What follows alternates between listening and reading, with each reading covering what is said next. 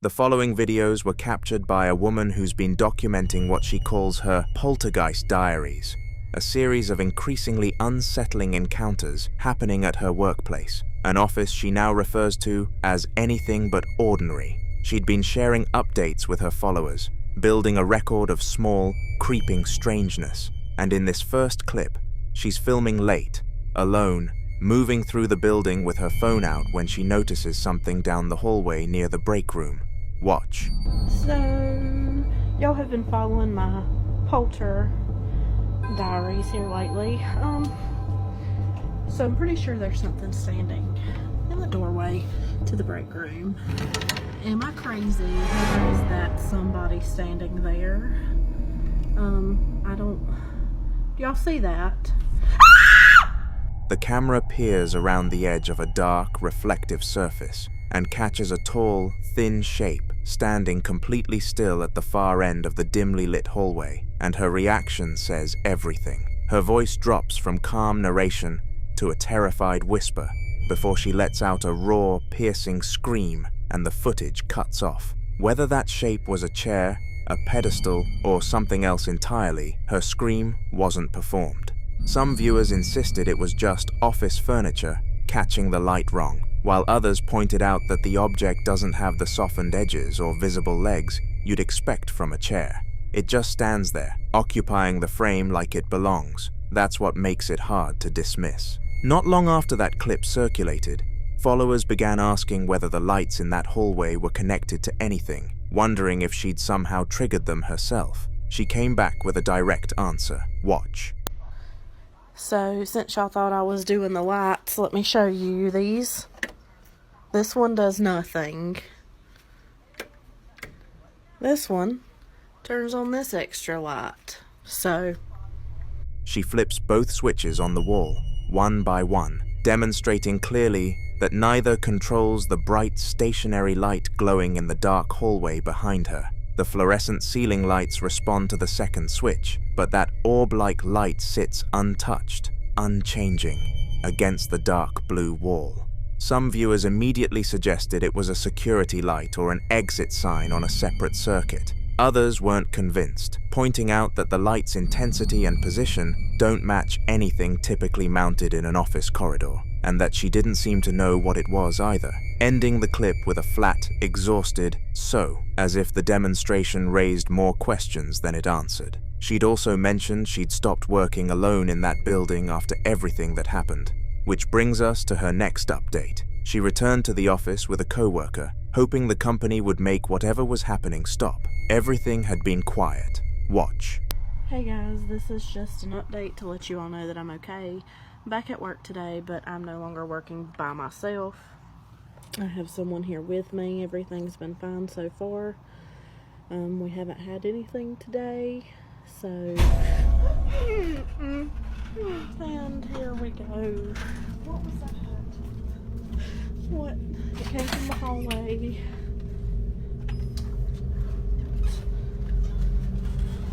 Oh my god. No. Oh my god. Right in the middle of her calm update, mid-sentence in fact, an explosively loud bang erupts from the hallway, violent and metallic, and both women react instantly. She moves toward the doorway and peers down the long, empty, brightly lit corridor. Nothing, no one, no visible source for a sound that loud. Two people heard the same thing, and neither of them could explain it. Some researchers who study poltergeist activity describe this kind of escalation, from visual anomalies to unexplained sounds, as a pattern of intensifying engagement, as though whatever presence exists in a space begins responding more forcefully when it feels observed. What would you do if the hallway you just cleared came back that loud?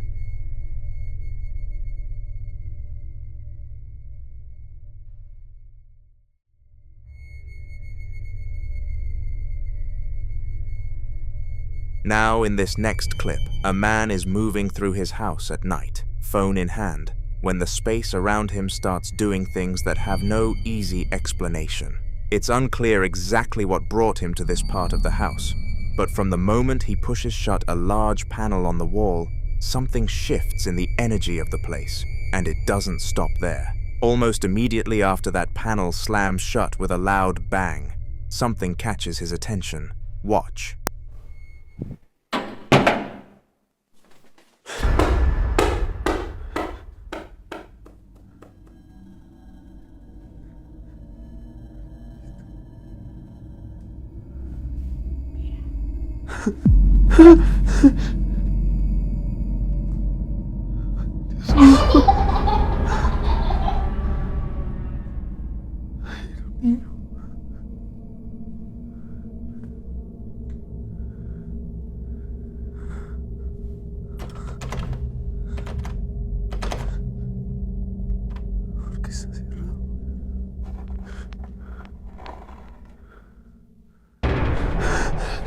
A soccer ball rolls across the floor completely on its own.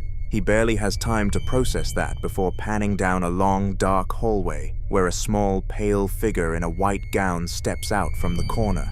The moment he sees it, he hears a high-pitched, distorted child's laugh that sounds just slightly off from anything natural.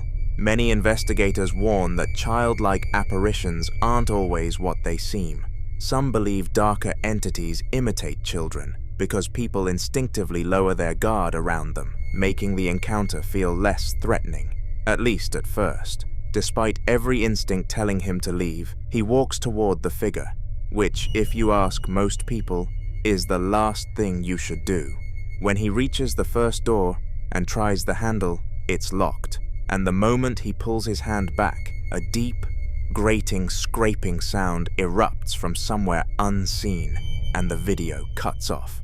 Across countless paranormal reports, investigators describe this as escalation, subtle movement giving way to visual manifestations, then direct interaction intended to provoke fear or curiosity. Whether that's what happened here is impossible to prove, but one thing is hard to ignore. Whatever was waiting at the end of that hallway never actually came toward him. It got him to come to it.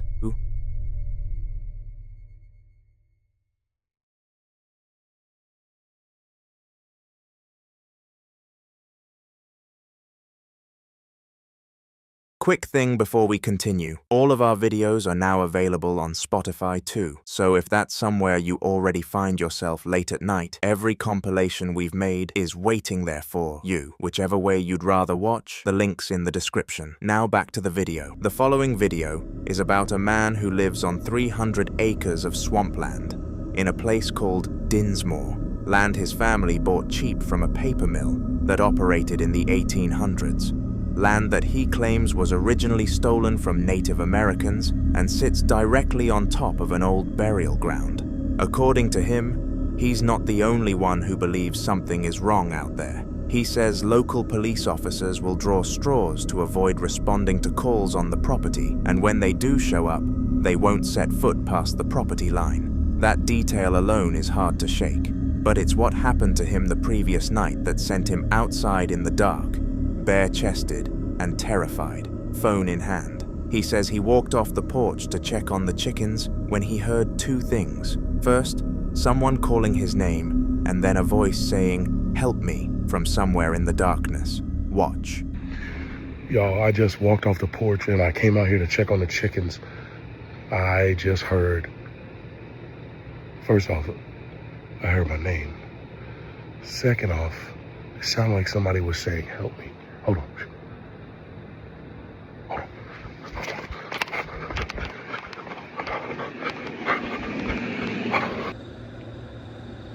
Hey. Help. I need help. Eric, can you help me? What you hear coming out of that blackness is a clear, disembodied male voice, distinct, intelligible, calling out, "Hey," then "Help," then "I need help," then the name Derek, and finally, "Can you help me?" There's no figure visible, no source, just open darkness and that pleading voice drifting in from the trees. Some viewers immediately thought of a classic piece of folklore, sometimes called the Dark Call, the idea that certain malevolent entities will lure people away from safety by mimicking distress, using familiar names or cries, for help to draw someone deeper into the woods. Others think it's entirely possible a real person was out there, maybe someone from the abandoned trailer a quarter-mile onto the land that he mentions people frequently break into. Skeptics have both explanations to choose from, but the fact that the voice knew his name is the part that's difficult to talk around. The following morning, he sat down and laid out the full context. Watch. So last night was insane. I told you, look, I live on 300 acres of swampland. Just a little background for everybody. 300 acres of swampland. We bought it for a penny an acre from the paper mill that was here back in the 1800s. The paper mill stole it from the Native Americans. Everything everything is built around out here is on top of Indian burial ground. So I'm not the only one to have had this experience. Other people have had these experiences. You could just talk to the local people here in Dinsmore. They've had the same experiences out here. In fact, it's so bad. Police officers will draw straws or argue about who has to come down here when something happens. My family used to be crazy. There used a lot of drinking, drug use, and, just abuse and stuff like that. So cops would be out here all the time, but they would not come on the property. They will only meet you at the end of the property.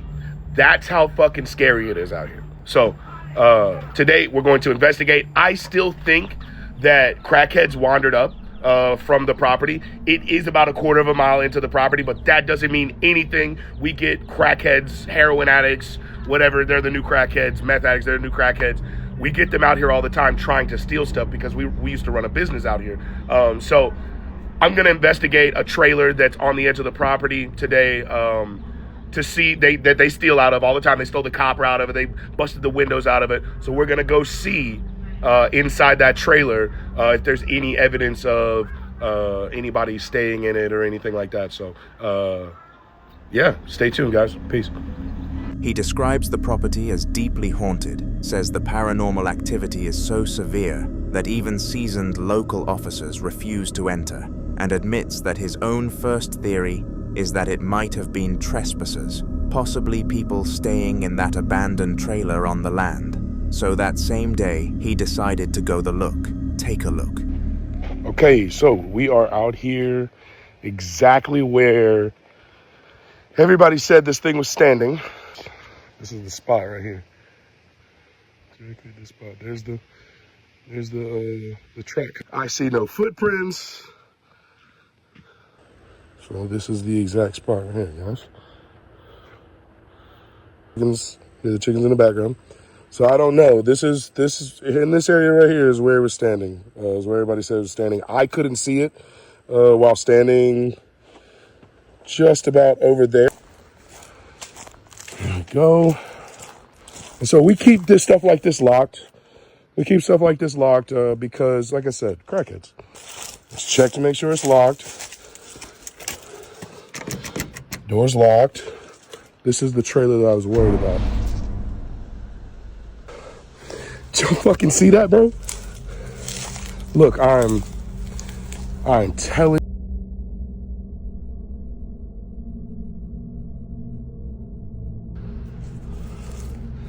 Okay, we're just gonna peek in. Oh my, what the fuck? There's walking around in this bro.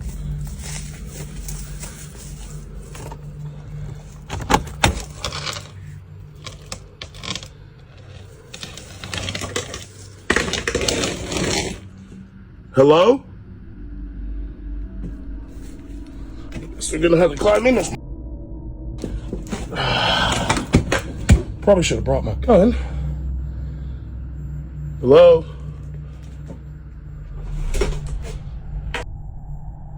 That shit. Hold up.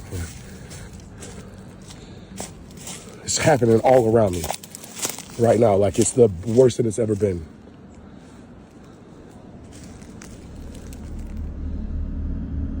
The research context around Dinsmore notes that the area has a long history of paranormal folklore and unexplained phenomena, and the most famous incident dates back to 1897, suggesting that whatever people believe is out there has been talked about for well over a century. Whether the voice in the dark was a person, something mimicking one, or something else entirely that this land has carried since long before his family ever bought it, no one knows. But what do you think?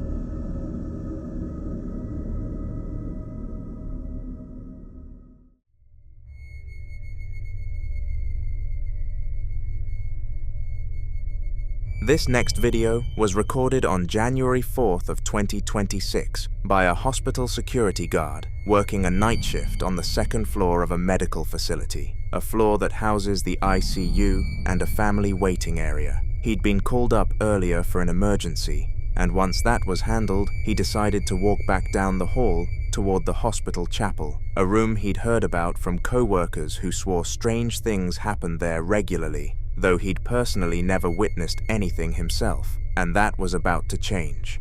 Watch.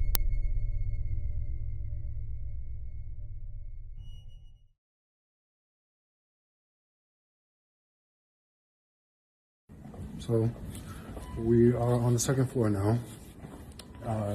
Gotta be a little quiet up here because, so the ICU is actually right in front of me is family waiting. Hey, what's up, Richard? Hey. How you doing?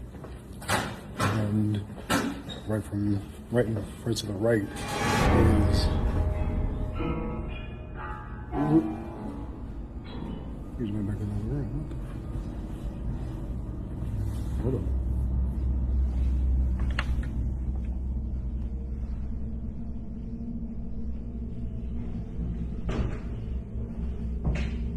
I was gonna say that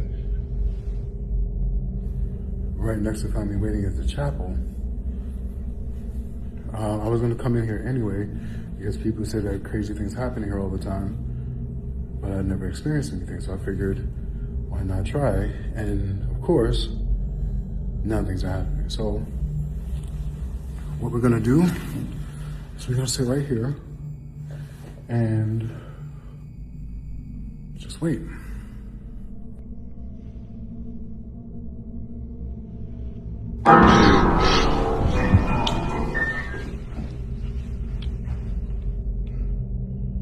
Holy hell, that scared the hell out of me. Oh, my heart is racing.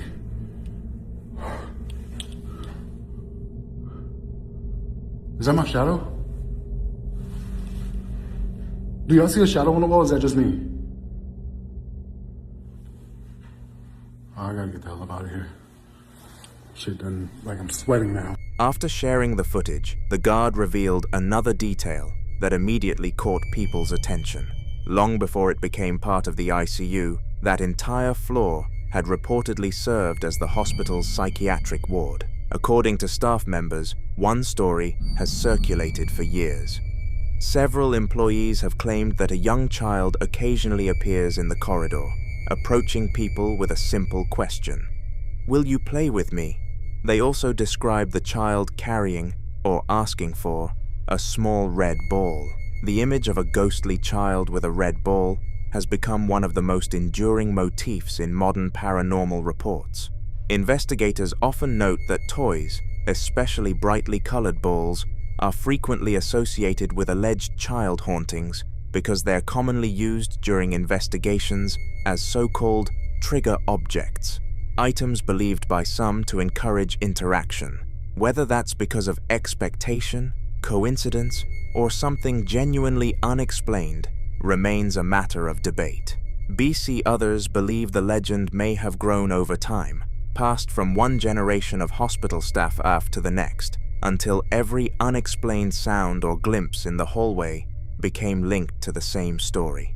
Still, hospitals have long been places where folklore thrives.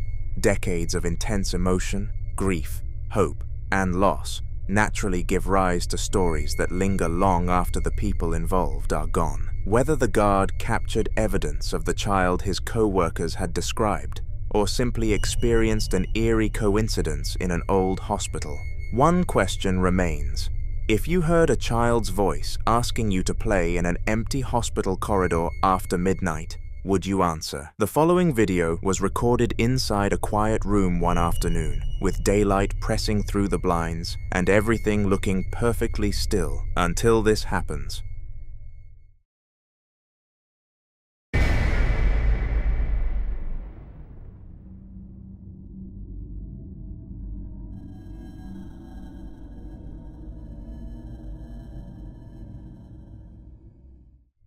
The small knob on that cabinet jiggles, briefly, sharply, like something tried to pull it open. According to the owner, this occurred shortly after purchasing an antique mirror from an estate sale and bringing it into the home. The mirror had originally come from an old property clearance, with no known history attached to it. In the days that followed, subtle disturbances were reported around the house, but nothing was captured on camera until this moment. Some viewers suggest a simple explanation: settling wood, internal pressure in the cabinet, or a hidden mechanism like a loose string or latch reacting off-camera. But others point out what makes the clip unsettling is not just the movement itself, but the absence of anything visible causing it. There is no one in frame, no interaction, no follow-through, just a single, isolated motion, and then stillness again. Moral of the story, as the owner later put it, be careful what you bring into your home from estate sales, garage sales, or thrift stores, because sometimes what seems like a simple object can come with more than just history attached to it.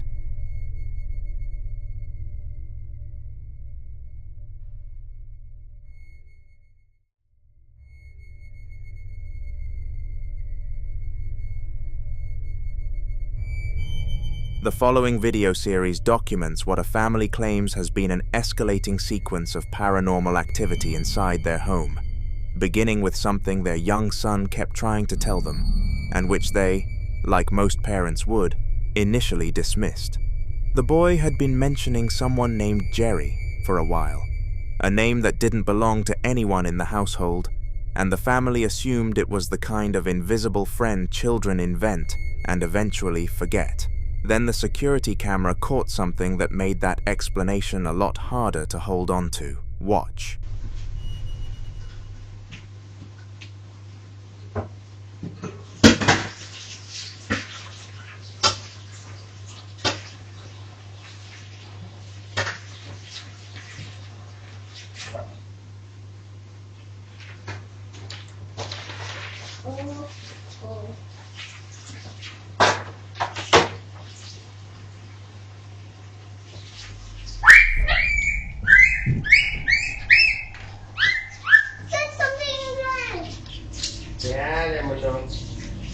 I don't see something. Right here. Here. No, I don't know. Here. What is it, Mama? It's Billy. Where? It's right here, next to the gun. It's next to the gun. What you see is the boy mid-play, suddenly freezing completely still, rigid, alert, visibly frightened, staring at a point off to the right of the frame, where nothing visible to the camera exists. He stays that way for several seconds before running to wake his father, and the moment the man is up, the child points directly at that same spot, insisting something is there. The father investigates and finds nothing.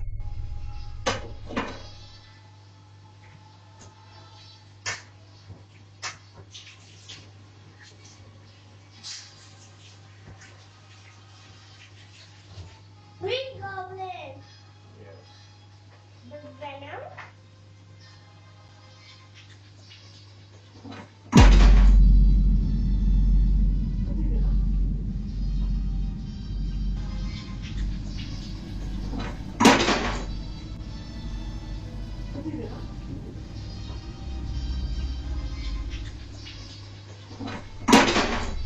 No one believed him. That detail matters, because children under 5 are frequently cited in paranormal research as more perceptive to presences that adults can't detect. Some believe it's because they haven't yet learned to rationalize away what they sense. Others think entities like Jerry, which would traditionally fall under the category of an attachment, a presence that fixates on a specific person in the home, often a child, actively choose younger witnesses precisely because they're more likely to be dismissed. The next morning, the family was going about a completely normal start to the day. The woman washing dishes in the kitchen, the man waiting to refill a container, the boy sitting on the sofa watching a movie. Nothing about it felt unusual. Watch closely. ये maggots कहाँ से आ रही हैं? What? Maggots, houseflies के जो worms जो आते हैं ना, दो हैं। इधर है ना?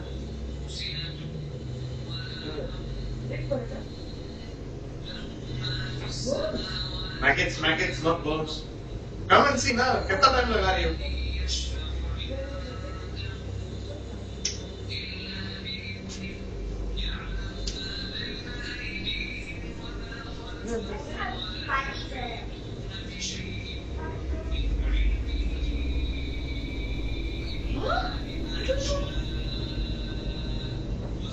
Take a minute, please.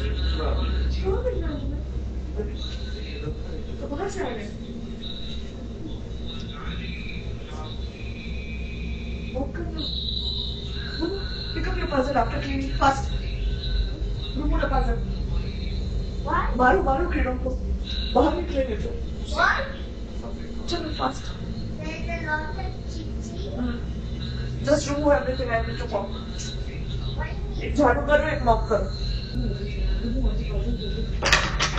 Mommy, what happened? Nothing. Later I will tell you. I want clean house. पता नहीं कहाँ से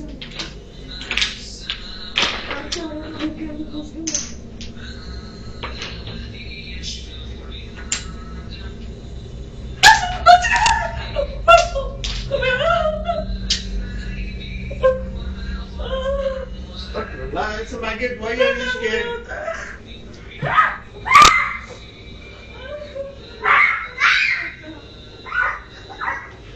Babes, बच्चा तुमको देख के सीखता है. ड्रामा मत करो. मुझे बहुत से डर लगता है. मुझे नहीं पसंद बहुत. A small blue toy on the floor rocks forward and then backward on its own with no one near it. The man is several feet away, and the movement has no obvious cause. It's brief, maybe 2 seconds, but it's distinct. Skeptics would point to vibration from footsteps or an uneven floor, and that's a reasonable argument on its own. But set against what the child had been reacting to the night before, a lot of viewers see this as confirmation that whatever was in that room wasn't done making itself known. Small object movements are one of the most commonly reported early signs of poltergeist-adjacent activity. Not the dramatic, furniture-flinging kind, but a quieter presence testing the space, learning the room. The family says they ignored this too. Things didn't stay quiet. Weeks later, after friends, both Christian and Muslim, suggested playing the Lord's Prayer and Ayatul Kursi to clear the apartment of whatever negative energy had taken hold, the family did exactly that. And according to them, what followed was immediate and deeply disturbing. Listen closely. The man and woman are discovered moving through the apartment in visible distress, searching the floor, bending down, the woman pressing her hand to her mouth in what sounds like genuine panic, her voice high and alarmed, while her husband speaks in a calmer, measured tone, trying to keep her composed so the boy doesn't pick up on her fear. They reportedly found close to 33 maggots appearing throughout the apartment with no traceable source, no rotting food, no entry point, no explanation for where they came from. In certain religious traditions, a sudden and unexplained infestation following a spiritual cleansing is interpreted not as the evil leaving, but as it reacting, a sign that something present in the space was disturbed by the prayers and pushed back. The timing here is what keeps this from being easily explained away. Maggots require a food source and time to develop, and finding them throughout the home within hours of playing those recordings, with no origin point discovered, sits uncomfortably outside what a simple pest problem usually looks like. The woman, we're told, has a phobia of worms, which makes her panic understandable on its own. But the man's calm, systematic search suggests he wasn't dismissing it either. Whatever Jerry is, and whatever has been moving through this apartment, it doesn't seem to be fading. It seems to be escalating. What do you make of that pattern?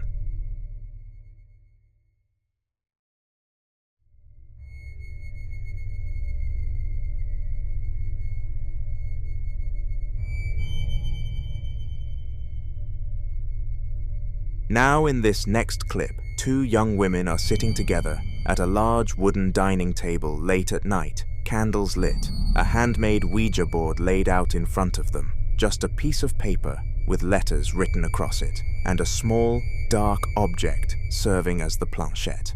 No names have been given, so we'll just call them the dark-haired woman and the blonde. They're speaking throughout in what sounds like Swedish or Norwegian, their voices calm at first, focused, asking questions with their fingers resting lightly on the planchette as it drifts slowly across the paper. Then something shifts. Watch.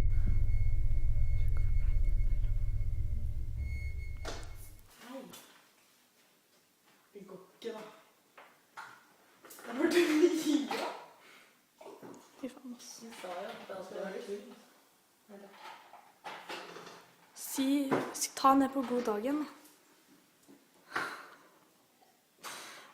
Det er ikke vits i det går ikke. Shit! Kødder du nå? Ok, vet du hva? Nå kan jeg få gå hjem, eller? Du kan ikke gå hjem? Nei, jeg tør ikke å gå hjem. Jeg tør ikke å gå nå. Eller det fletsa seg. Ta det bort, da. Ta det bort, sånn her. Jeg tør ikke å ha det her nå. Hva sier du?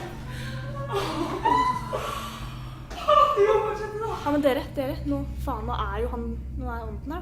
Nå må dere... Ja, velkommen etter av banen. Tenk hvis han kommer og tar meg, da. Fy for jeg sitter alene. Faen, og så sitter vi i vinduet også. Hallo, hva skal vi si nå? Jeg fortsetter ikke nå. Jo, kan vi da? Jeg fortsetter, jeg er ikke kjempegøy. Kan dere følge meg hjem, eller? Det er sant. Ja. Jeg skulle aldri vært med på dette, vet du.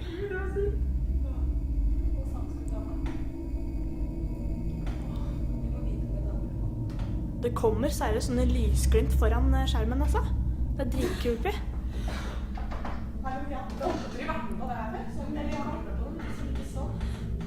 Nå trodde jeg døra åpnet seg.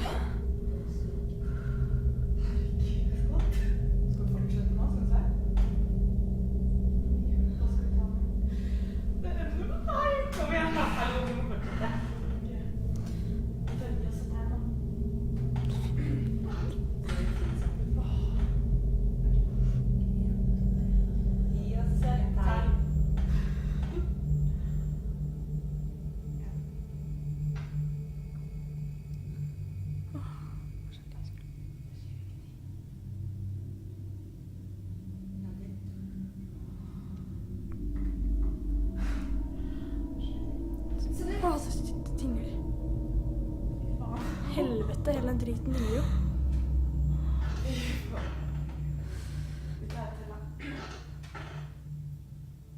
Sjekka.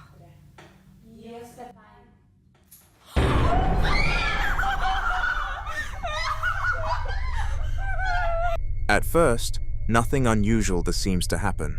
The movement slows, then stops completely. The women pause and laugh nervously, trying to dismiss the moment, before resetting their hands and placing their fingers back on the board to try again. Some believe that's where things begin to shift. Paranormal researchers who study Ouija activity often caution that participants are supposed to formally close a session before stopping, typically by saying a closing phrase such as "goodbye," to signal that communication has ended. Without that, some believe the session remains open, leaving continued interaction more unpredictable. On their second attempt, the atmosphere appears to change. The glass on the table begins to move unexpectedly, sliding in a way that doesn't match their earlier control of the board. The reaction is immediate: hesitation, uncertainty, and a brief pause as they realize something feels different this time.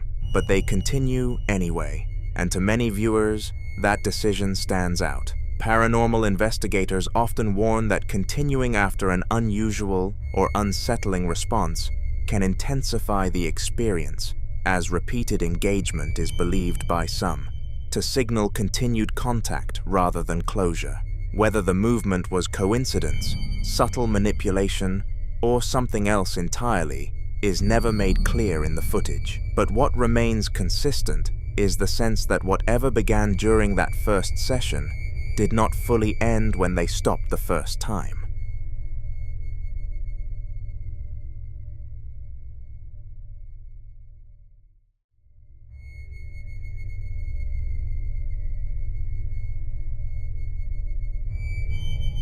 This next video was recorded on a Ring doorbell camera at a home the filmer and his partner had purchased from an elderly couple, and at the time it was captured, the two of them were over 100 miles away. The previous owners had been married for 76 years, and according to the filmer, the husband collapsed in the front yard one afternoon while cutting the grass and died on the way to the hospital. So the house had been empty, locked up, with no one inside, and yet the Ring app sent an alert. Listen closely.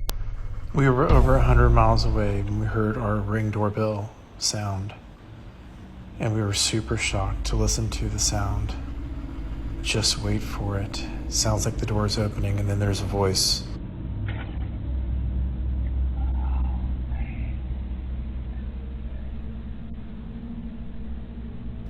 We purchased the home from a couple that was married for 76 years. The husband collapsed in the front yard cutting the grass and died on the way to the hospital. I think this is him or his spirit trying to get in and find his wife. It's amazing to be married that long and have... What you hear first is a sharp, distinct click, the kind of sound a door latch makes when it's being turned from the inside. Then, almost immediately after, a long, low, heavily distorted vocalization bleeds through, drawn out and garbled, like a voice that's been slowed down beyond recognition. The filmer believes it's the husband, still trying to come home and find his wife. That interpretation is hard to shake, honestly, especially when you consider the wedding photograph he shares at the end. A couple posed on a grand staircase, married 76 years, and now separated by something no door can open or close. Skeptics would point to audio buffer corruption as a likely explanation for the distortion, but that click comes first, and it sounds deliberate.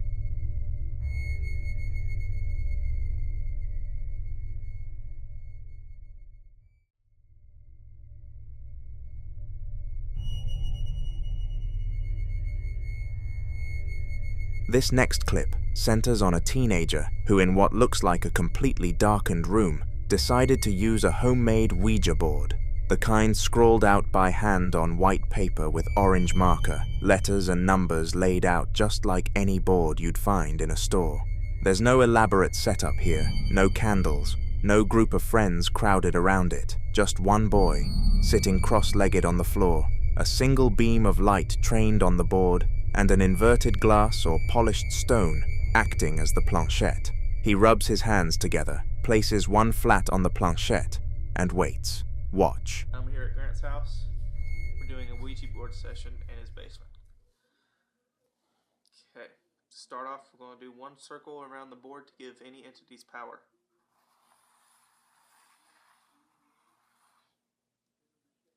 Are there any spirits with us here tonight?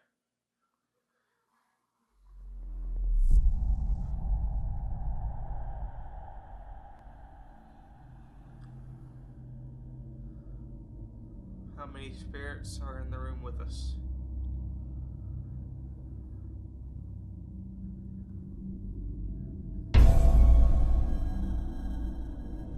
Sorry guys, I'm shaking a little bit. I didn't expect this to work. What is the name of the spirit that is with us?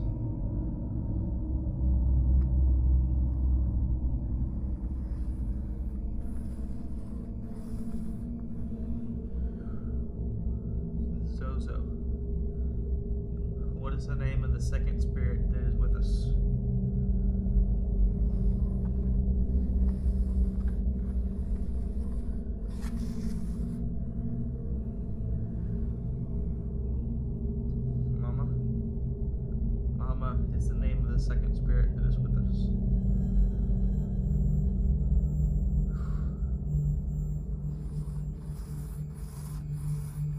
Zozo. Zozo. God, dude. What was that? What the heck was that? We need to end the session right now. Okay, to end the session, we go goodbye. So, goodbye.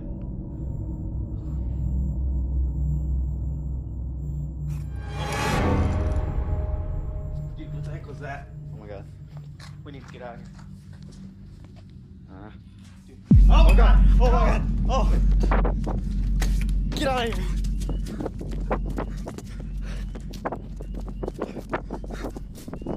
What the heck was that? What? Within the first 20 seconds, the planchette slides toward yes, and then, slowly and deliberately, begins to spell out BYE, letter by letter, before the session devolves into wide, sweeping arcs across the board. Then, at around a minute and a half in, the camera is violently thrown or dropped, the light beam whipping wildly across the floor before the screen whites out entirely. What makes this harder to dismiss is the sequence itself. Many who've studied Ouija sessions point out that goodbye appearing early in a session, unprompted, is widely considered one of the more unsettling responses, interpreted in some traditions as a spirit refusing further contact, or worse, something signaling it's done communicating and ready to act. The ideomotor effect explains involuntary hand movement, sure, but it doesn't explain what sent that camera across the room. You decide what ended that session so abruptly.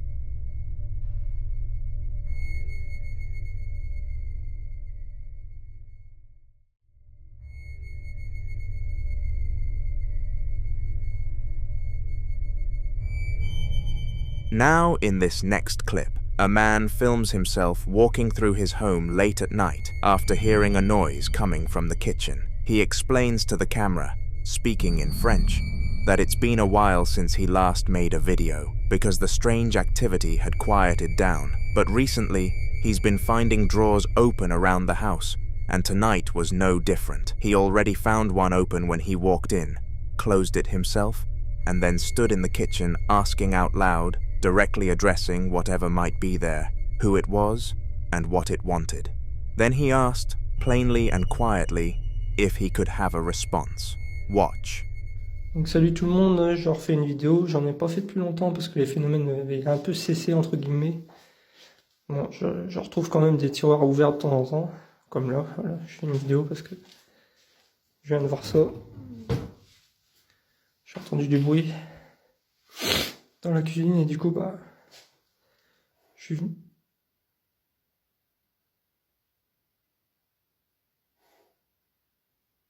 Ok, vous êtes qui?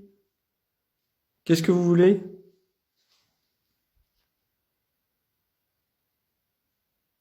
Est-ce que je peux avoir une réponse s'il vous plaît?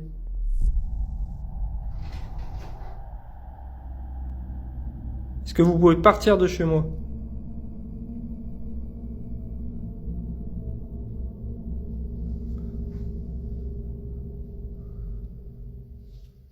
Ok, bon, je referai un live plus tard.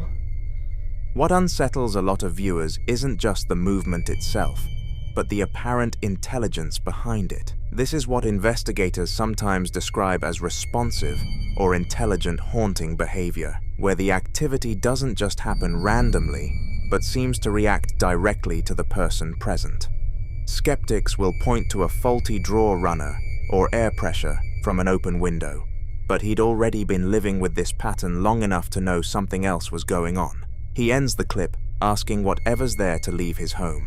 Whether it listened is another question entirely. The following clip is about a man named Daniel Thompson, who occasionally returns to stay for a few days at the family home where he and his sister grew up. Recently, due to some accommodation issues, he's been staying there more often, and during those visits, he says he's begun noticing things in the house that he can't easily explain. According to Daniel, the strange feeling isn't entirely new. In fact, he believes something may have been present in that house since they were children. One reason he gives is his mother's unusual hobby. She has always been an avid collector, filling the house over the years with all kinds of strange antiques, dolls, puppets, and odd artifacts she picked up from flea markets, thrift stores, and estate sales. And one item in particular has always unsettled him. the dollhouse sitting in his sister's room, Daniel says that almost every time he walks past that room, he hears a faint knocking sound coming from inside. And for some reason, he's convinced the sound is coming from the dollhouse itself. Watch this.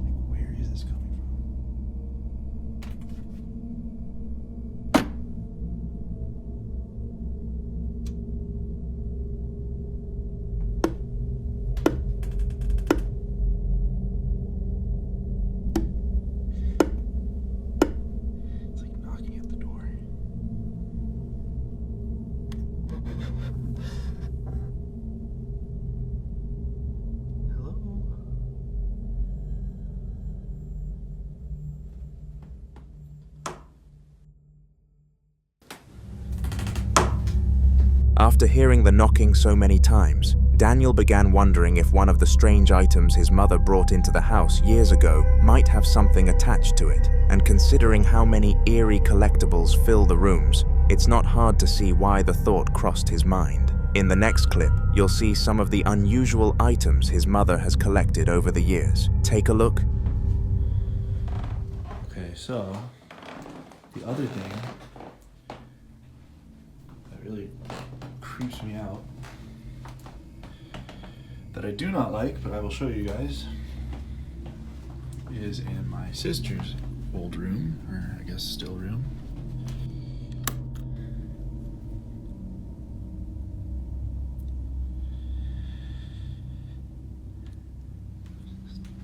Dollhouse.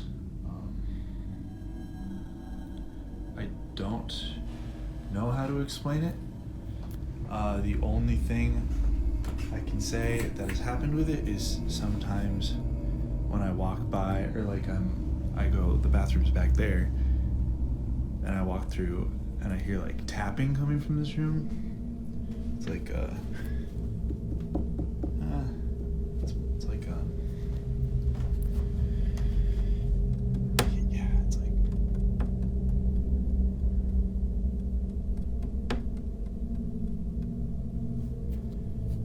I know it's coming from this room, and so I come in here and then it usually stops, except for like maybe 3 nights ago, like the tapping kept happening, and I came over and I was trying to figure out like where it was coming from, but it was coming from this dollhouse and I don't know where, and it hasn't done it since. Like, why is it so intricate? It's like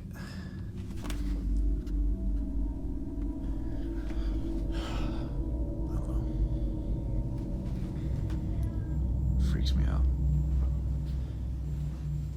I'm not showing you guys this again, so take one last look. Yeah. Fuck that thing. His mother has several old dolls, puppets, and handmade figures, some of which already look unsettling even before anything strange happens. But viewers watching the footage noticed something that Daniel didn't mention right away. Toward the end of the video, just before he says, "Freaks me out," many people claim they can hear what sounds like the faint voice of a young girl somewhere in the background. And then there were the comments about one particular doll, the red one in the beginning of the clip. Several viewers said the doll had what they described as bad juju, written all over it, with others pointing out the puppet beside it also looked unusually sinister. But according to Daniel, those aren't even the creepiest dolls in the house. There was one they absolutely couldn't stand while growing up. Watch this.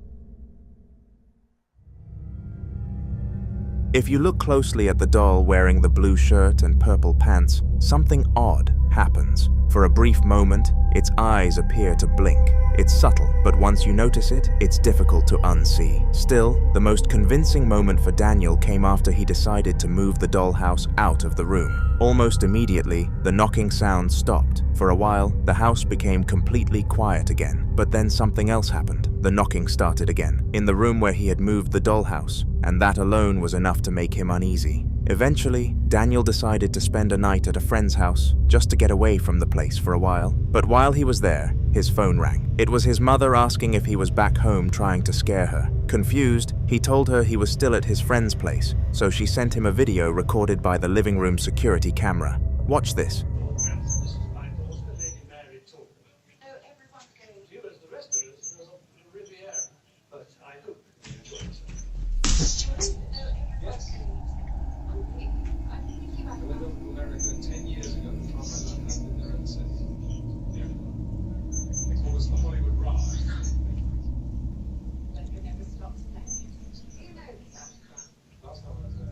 In the footage, the living room appears completely empty, but after a few seconds, faint footsteps can be heard moving through the house. At first, she thought Daniel might be playing some kind of prank, but after confirming he wasn't home at all, the situation suddenly felt a lot more serious. For the first time, she started wondering if something else might actually be moving through the house, and if the sounds really were coming from whatever was inside that dollhouse, then moving it may not have solved the problem. It might have just moved the problem somewhere else. Until more updates come from Daniel and his family, all anyone can do for now is hope whatever is happening there doesn't get worse.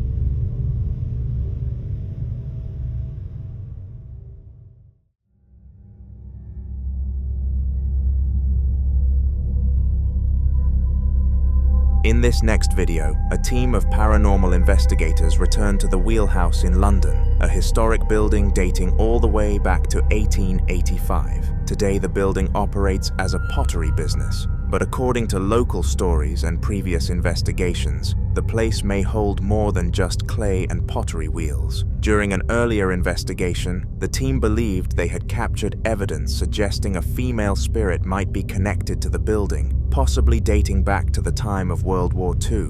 Wanting to learn more about who, or what, might still be present there, they decided to return for another night of investigation. Watch this. The lady that wanders here that leaves the smell of a fragrance, a perfume. What was that, Phil? I heard knocking. Did you hear knocking? I don't know. It was as soon as I mentioned the lady. While Phil, one of the investigators, is speaking about World War II and the history surrounding the area, something unusual happens. In the background, a faint whisper can be heard, quiet, but distinct enough that several viewers immediately noticed it. Listen closely. Until after the war, when they decided that they were going to go back to what they knew best, and that was shop fitting. Now, one of the directors was a chap called George. Hold on, Phil.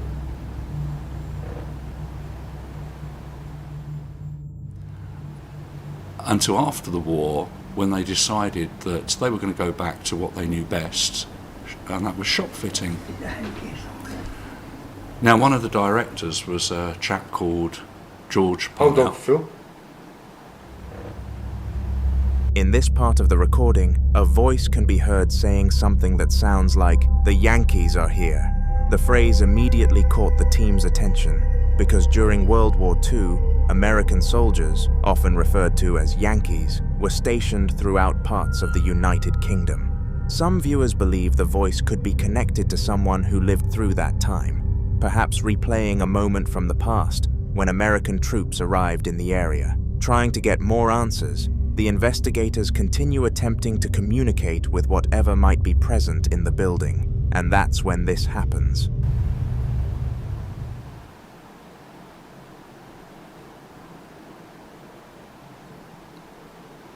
Last time we were here, this particular area we're sat in now, we heard quite a few noises. We heard the china being moved or knocked against. Could you do that again, perhaps on... What's that? It's the REM pod going into alarm. The temperature's gone into alarm.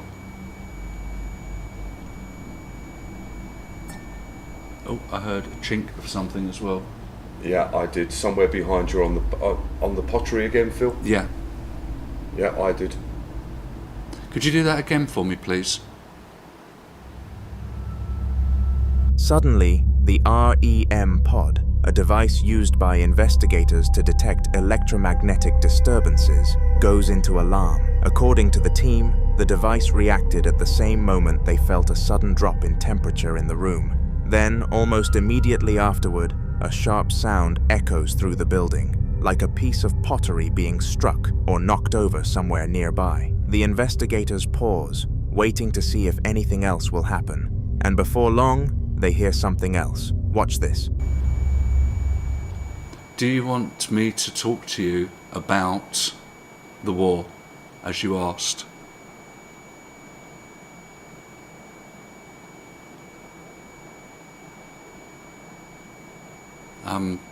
If you do, could you knock maybe the pottery again or bang on the table?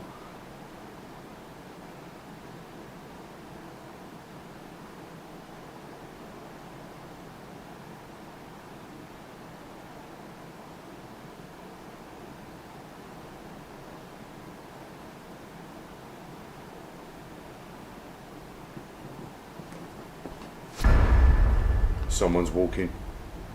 I heard something then.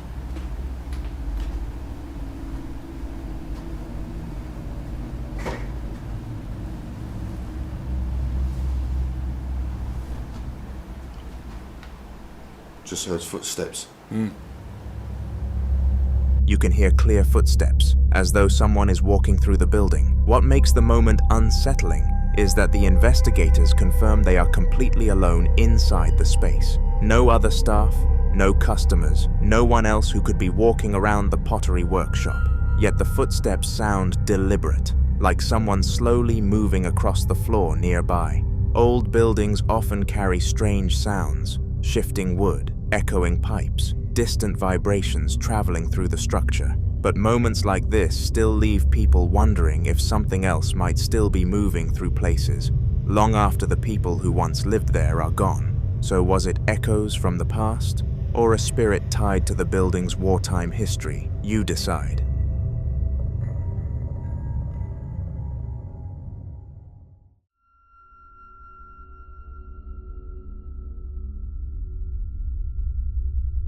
Now in this next video, a woman named Genevieve hears something that catches her attention late in the evening.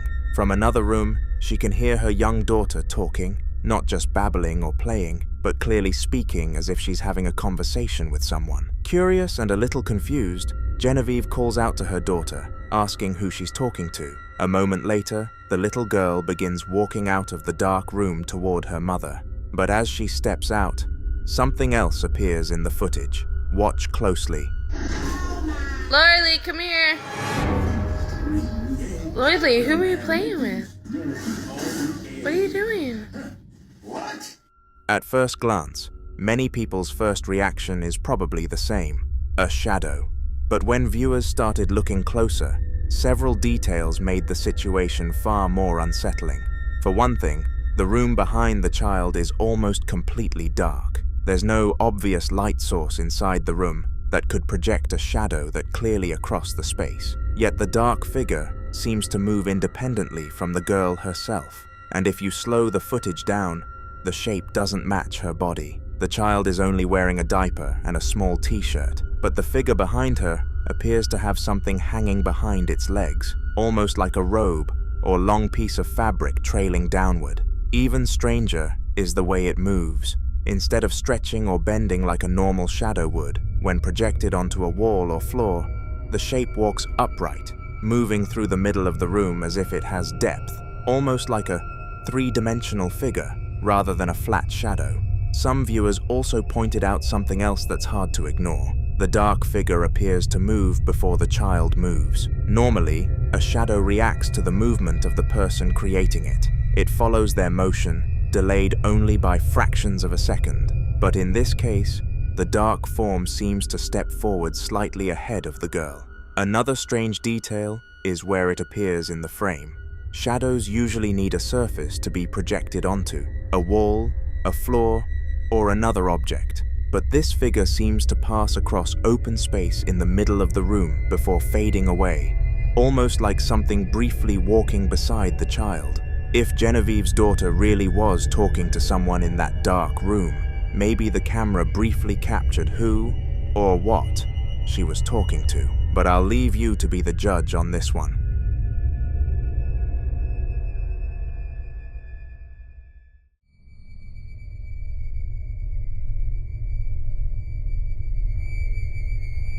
The following video revolves around something that, at first glance, sounds impossible. A phone that keeps ringing even though it has no power connected to it. The phone has been sitting inside the house for years, an old landline model that the family kept mostly as a decoration after it stopped working. But recently, it started doing something strange. Watch this. This haunted phone rings without power.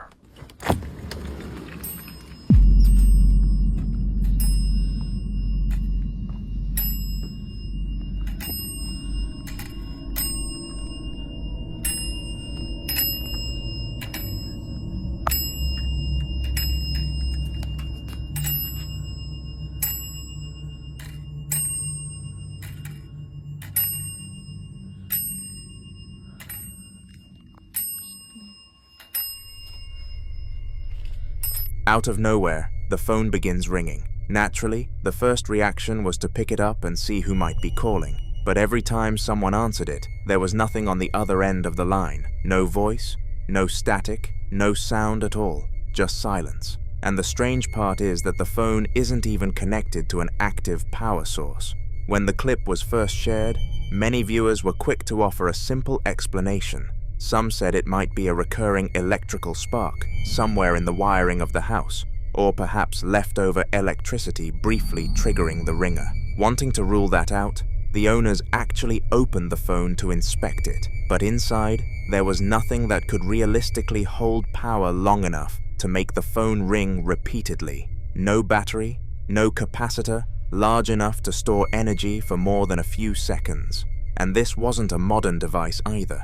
The phone had reportedly been in the house since the 1970s. That detail made the situation even more unsettling for some viewers. Older landline phones are mechanical in nature, meaning the ringing sound usually requires a proper electrical signal traveling through the phone line. Without that signal, the bell simply shouldn't ring, which led some people to speculate about another possibility. Ringing phones are sometimes linked to what investigators call phantom calls, strange events where disconnected phones ring or pick up signals that can't easily be traced. Of course, there are still many possible explanations, from unusual wiring in the walls to interference coming from nearby lines. But when a phone that shouldn't have power suddenly starts ringing in the middle of a quiet house, it's hard not to wonder who or what might be trying to call. And the strangest part? Even after all the attempts to answer it, no one has ever been on the other end of the line.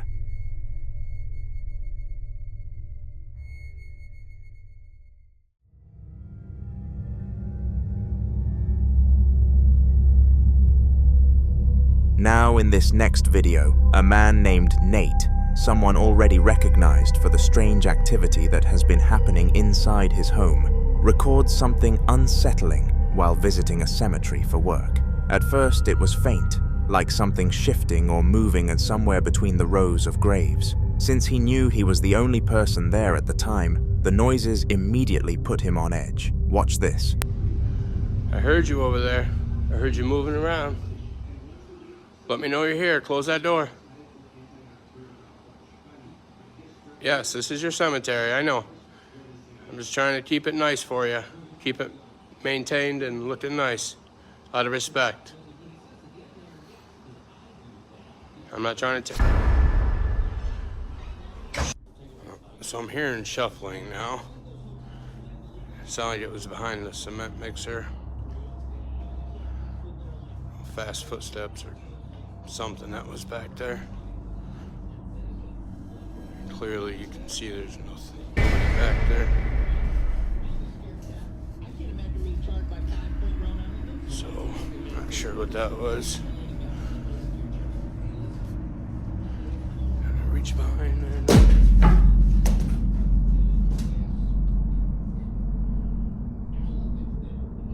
All right then. That, a rainy day up here. Gotta love it. I swear, anytime the weather's like this, weird shit happens. So let's hope today is not one of those days. There's that thing.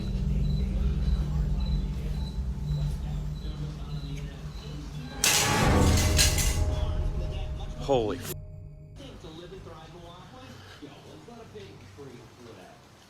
Yeah, that's just great. Hell no!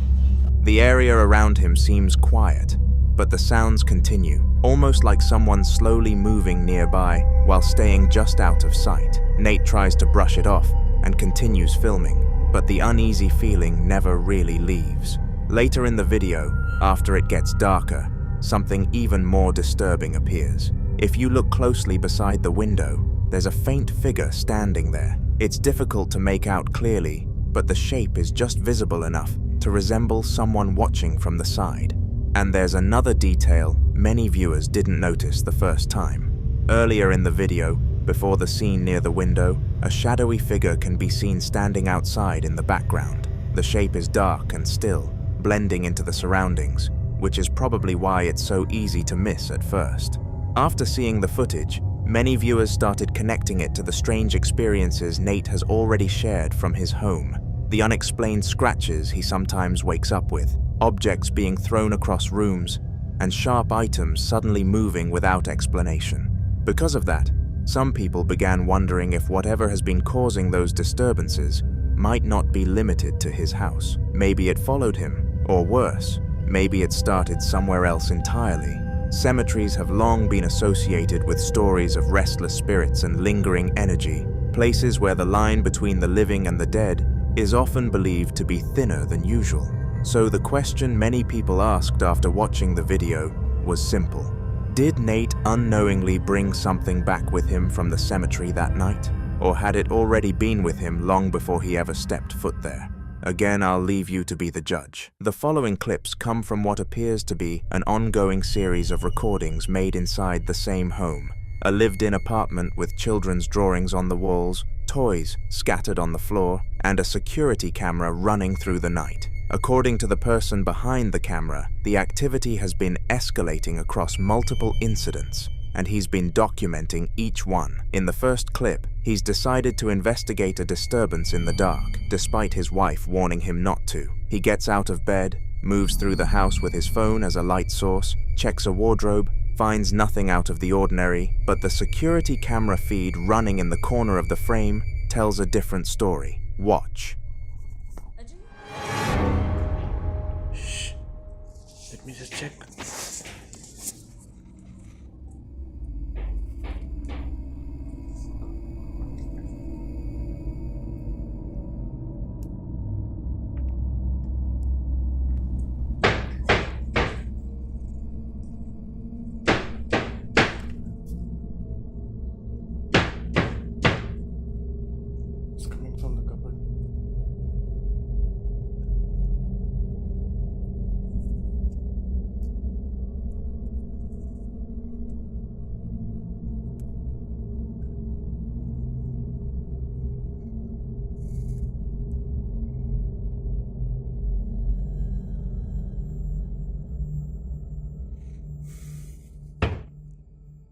please stop?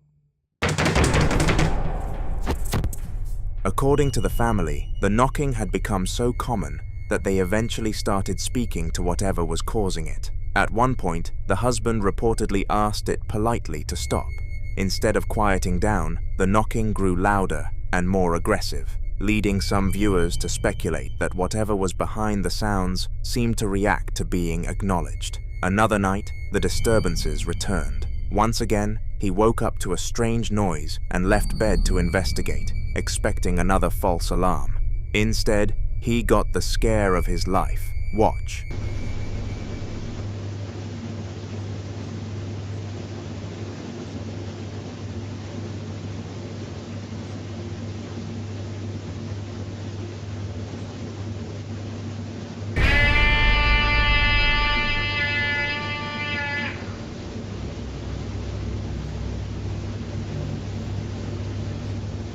Shit, this started again. Yalla, go to sleep now. Don't get up.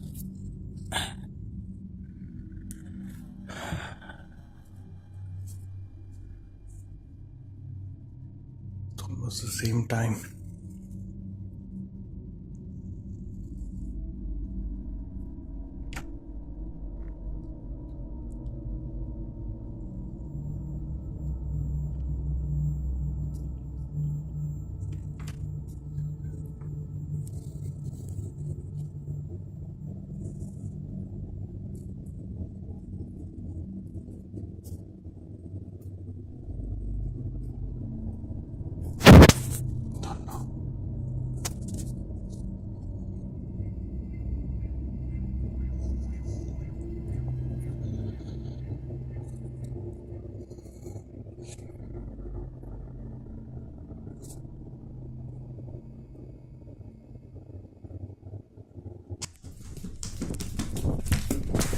What's harder to shake is the pattern. 2 separate nights, and now they've become so used to it, they even have a name for whatever's been in this house. They call it Jerry. And now the 5-year-old son has started asking about Jerry by name. Listen closely.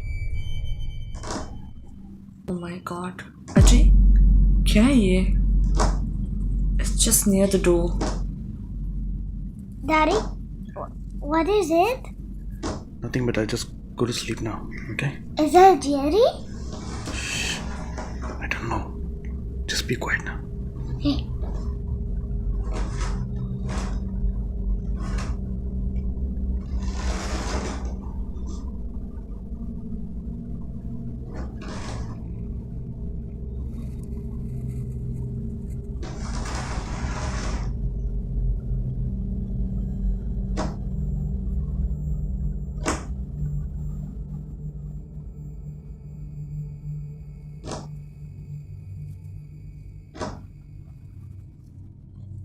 Please, I beg you.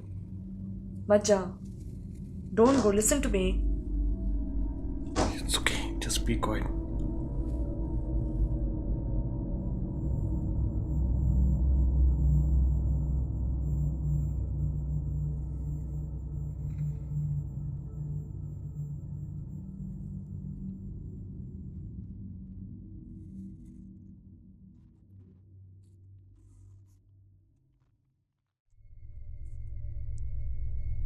The scratching is unmistakable, a series of quick taps and scrapes, repeating with that uneven rhythm that's genuinely difficult to attribute to pipes or settling walls. And then the moment the father gets up to check, it stops completely. That detail alone is what gets under people's skin, because an accidental sound doesn't respond to presence. A named entity that a child has come to know casually, that scratches at a door and goes quiet the second someone moves toward it. That's a different kind of unsettling entirely. The 4th clip is silent again, and it documents something more subtle. A lamp with a black and white geometric pattern, filmed on the static security camera in the early hours of the morning, turning on and off by itself in an empty room. Watch. I just have no words. Let me just show you the video itself. Okay.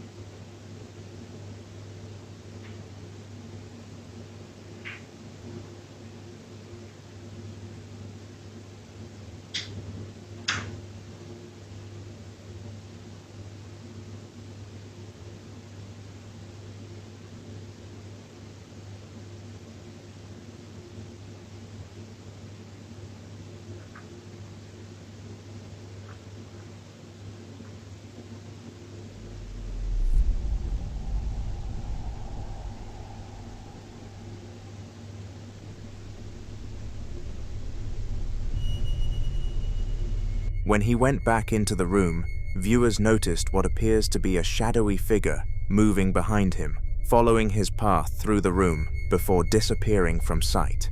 And then comes what may be the most compelling footage of all. The most extensive footage in this set captures what may be the most direct evidence yet. He's woken up in the night again, this time by the sound of the kitchen tap running. He gets up, finds the tap on, turns it off, and almost immediately hears water running again. The lights in the hallway won't turn on. He notices a child's red scooter near the door that he doesn't remember being there before he slept.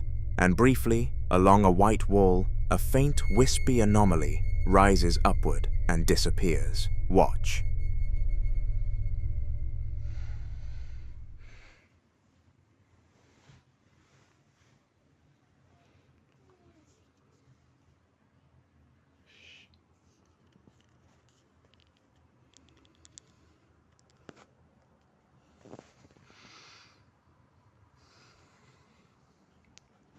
It's 5 minutes early today.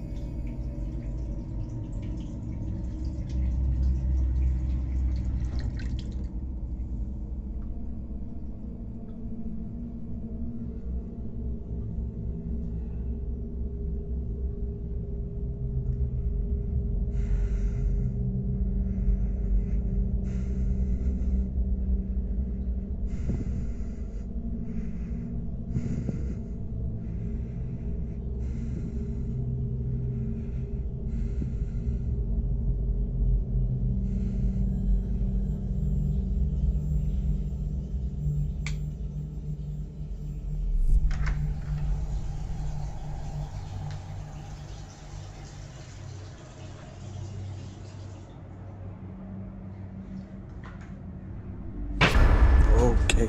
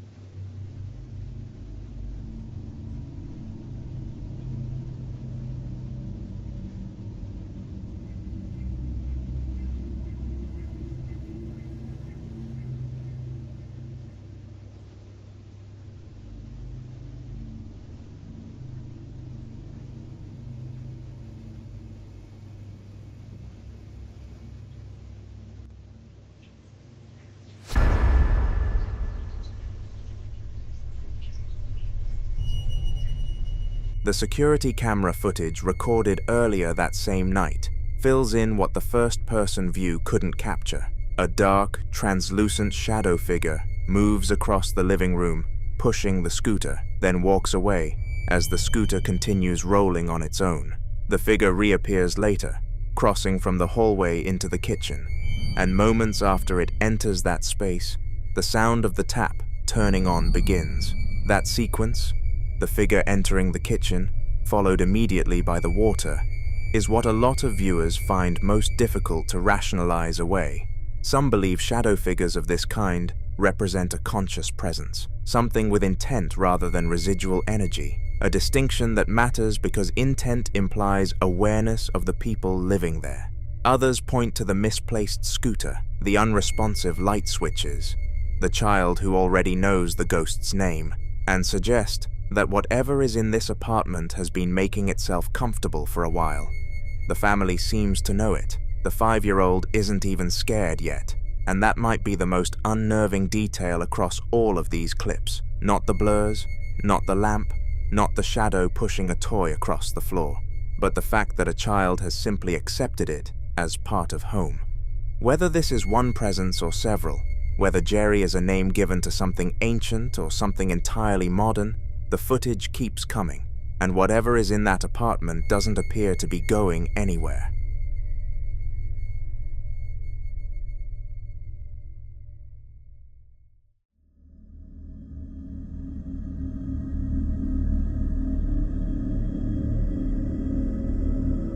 The following clips were both recorded inside what appears to be a large warehouse store, the kind of place that feels completely different after hours, when the shelves are still stocked, but every aisle is empty, and the only sound is the hum of the lights overhead. The man filming had been alone, locked inside a small monitoring room, watching security cameras, when he started hearing something he couldn't explain. He describes it in Spanish, something scratching the walls, coming from somewhere nearby. He insists he doesn't want these things to happen, which tells you this isn't the first time something's felt off in this building.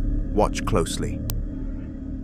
Raza, estaba yo aquí monitoreando las cámaras en un cuarto encerrado y se escuchó como si alguien estuviera rascando la pared. Ya no, de verdad, ya no quiero que pasen estas cosas. ¿Qué fue eso?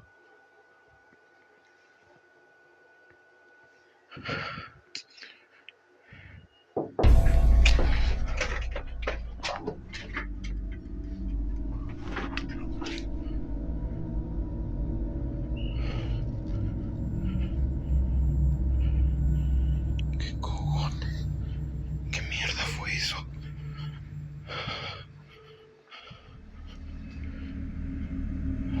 Two sounds hit him in quick succession, a loud, forceful scraping or thudding against the wall, enough to jolt the camera, and then a sharp knock directly on the metal door. He opens it and steps out into the service corridor, then into the main store, clearly shaken, checking the restroom, checking the hallway, and finding nothing, no one. That alone is unsettling. Some viewers think the sounds are consistent with what's sometimes described as poltergeist activity, not a ghost in the traditional sense, but an energy force said to interact physically with its environment, making contact through noise and impact, rather than appearing visually. Skeptics argue it could be pipes, settling metal, or an animal in the walls, but the knock on the door is harder to dismiss, because it's rhythmic, deliberate, and comes from exactly the right height. He still doesn't have an answer when the second incident happens.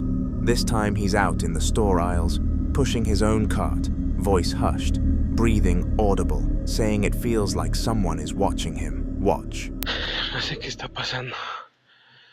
Realmente se escuchan ruidos a lo lejos. Está pasando algo muy extraño, no sé qué está pasando.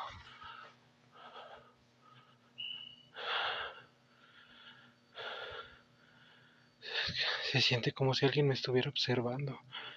No lo sé. No mames.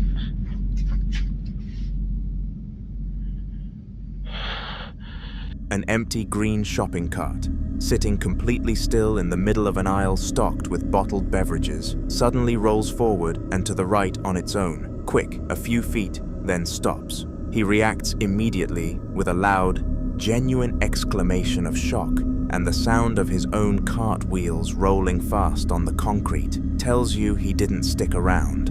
What makes this harder to explain is that both events happened in the same building, within what seems like the same shift, scratching and knocking in the locked room, then a cart moving by itself in an empty aisle. Two separate incidents, two separate forms of physical interaction, and no one else in the building. So what exactly is in that store?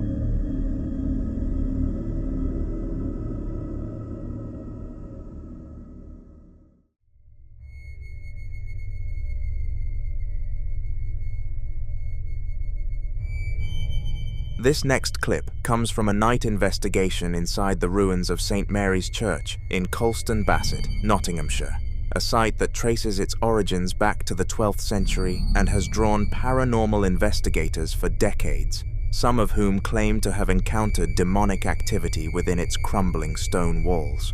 The team is moving through the interior using a handheld camera on night vision, panning slowly across the ancient stonework when something outside catches the frame. Watch.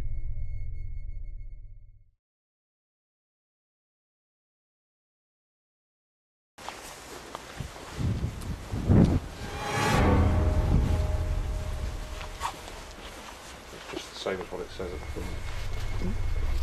In the right-hand section of a large window opening divided by a central stone pillar, a dark vertical shape appears, moving quickly from right to left, passing behind the pillar and then simply vanishing before it clears the other side. The team insists all members were accounted for at the time. Some viewers think it's residual energy, the kind of repeating imprint that old religious sites are said to hold. Others believe it's something more aware, something that knew the camera was pointed at that window. Either way, it doesn't wait around to be identified. What exactly passed through that window frame? In the following video, a group of men decided to explore what appeared to be an abandoned tunnel system one night, the kind of place that sits beneath a city quietly, unmapped and unlit, the sort of spot that draws the curious and usually sends them home with nothing but mud on their boots. 3 of them approached a large circular opening cut into a rough stone wall, crouching low to fit inside, moving deeper as the passage narrowed from smooth concrete pipe into rough, uneven rock.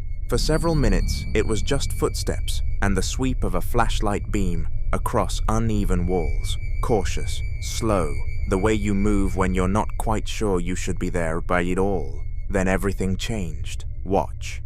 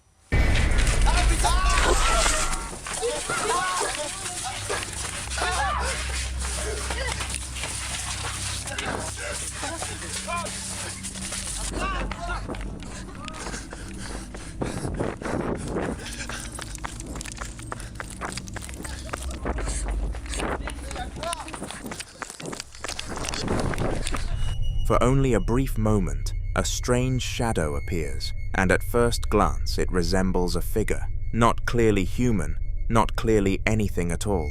Some viewers believe it's simply a trick of perspective. Caves and tunnels are notorious for creating visual distortions. Uneven surfaces, overlapping shadows, and moving light sources can combine to create shapes that seem startlingly human for a split second before resolving into ordinary rock formations. Others aren't convinced. Throughout history, caves and underground passages have occupied a unique place in folklore, Across cultures, they have often been portrayed as thresholds between worlds, places where strange entities dwell beyond the reach of ordinary life. Ancient stories frequently describe tunnels, caverns, and subterranean chambers as locations inhabited by spirits, guardians, or beings that avoid the surface entirely. Whatever those explorers encountered deep inside that tunnel, they never found a clear explanation, and the strange figure hidden within the darkness remains a mystery.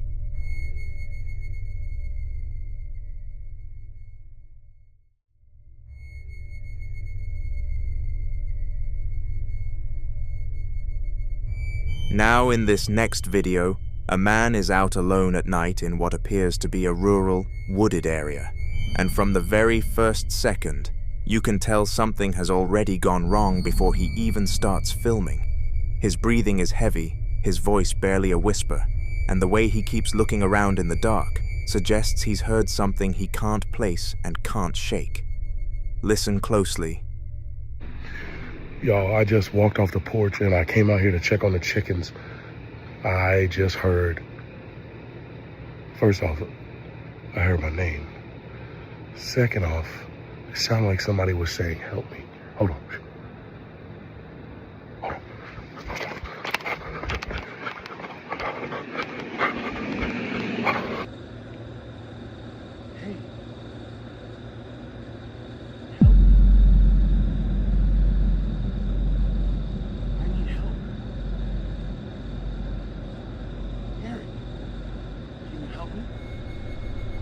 Someone appears to be calling for help, and under normal circumstances, most people would instinctively move toward a voice like that. It's a natural response. If someone is injured, lost, or in danger, you help. But according to the man filming, there was no one else supposed to be out there. That detail is what immediately led many viewers to compare the encounter to reports of so-called mimics.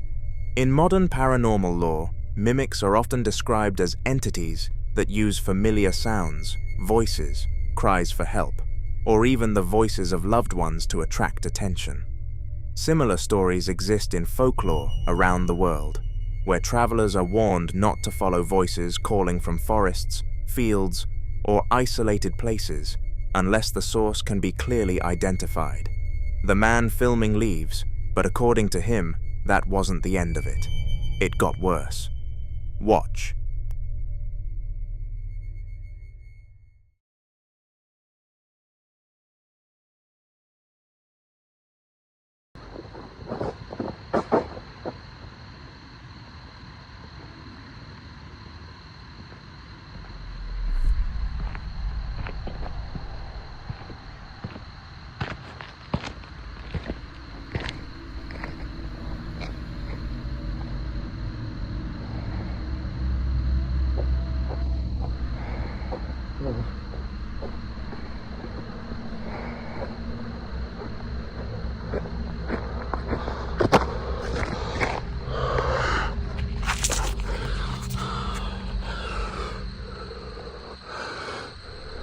When the phone hits the ground, there are distinct footsteps audible nearby. Heavy footsteps, the kind many people described as sounding more like boots than bare feet or light shoes. Yet when he cautiously approaches the area to recover his phone, there are no audible sounds of anyone walking away. While some continued to argue for a mimic, others suggested the encounter resembled reports of what paranormal researchers sometimes call a residual or human spirit, particularly because the footsteps sounded so physical and grounded. In many haunting accounts, witnesses describe hearing footsteps, voices, or movements that sound completely real until they attempt to locate the source and discover there is no one there. He shares a third clip, and somehow, daylight doesn't make any difference. Watch. So we keep this stuff like this locked. We keep stuff like this locked because, like I said, crackheads. Let's check to make sure it's locked. Door's locked. This is the trailer I was worried about. See that, bro?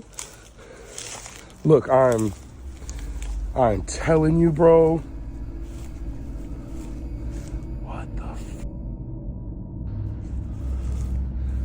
Okay, we're just gonna peek in. Oh my, what the? There's walking around in this.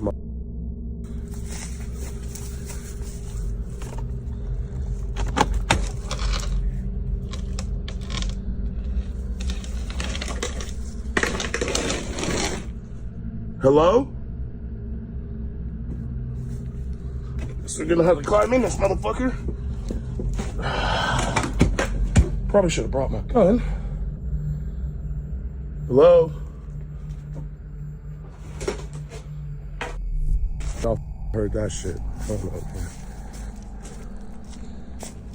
It's happening all around me right now. Like, it's the worst that it's ever been.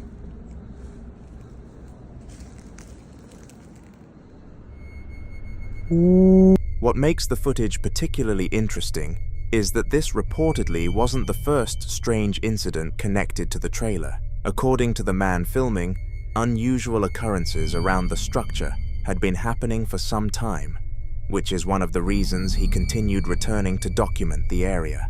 Some viewers suggested natural explanations involving wind pressure, warped hinges, or the uneven settling of an aging trailer. Others pointed out that if the door was loose enough to move on its own, it would likely do so more erratically, rather than opening and closing in a manner that appears almost deliberate. Taken individually, each clip leaves room for debate.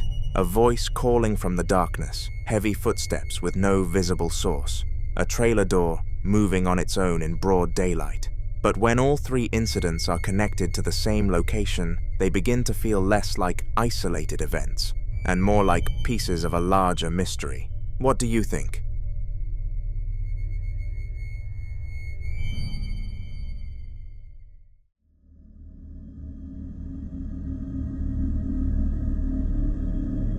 This next clip was recorded on a train at night, filmed through the window of one car, looking directly into the interior of an adjacent car. The person who captured it wasn't pointing their phone at anything unusual, just a handful of ordinary passengers sitting in their seats under fluorescent light. A man in glasses on the left, a woman with dark curly hair a little further back on the right. Nothing strange at first glance, but then, in the first few seconds of the recording, something happens to the woman that's hard to brush off. Watch.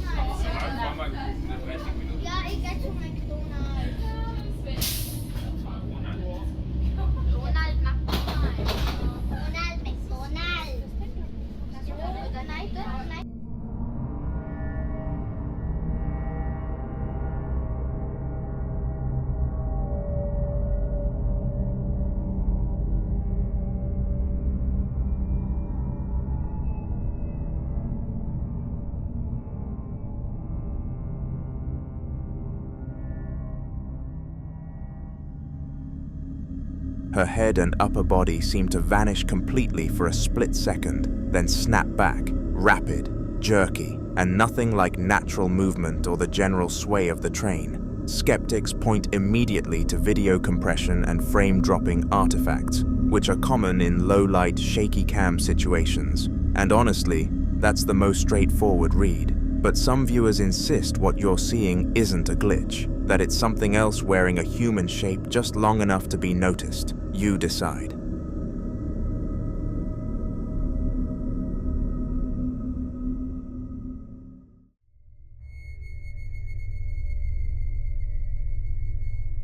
This next video was recorded inside a residence at nighttime by a man who claims the strange sounds he'd been hearing around his home were something he'd mostly been brushing off, unexplained noises that came and went without explanation, never enough to truly alarm him. That changed the night he sat down to practice at his keyboard. He's playing a fast minor key piece on an electronic keyboard resting on a wooden desk, the room warmly lit around him, everything seemingly normal. And then, without warning, something happens that sends him into a full panic. Watch.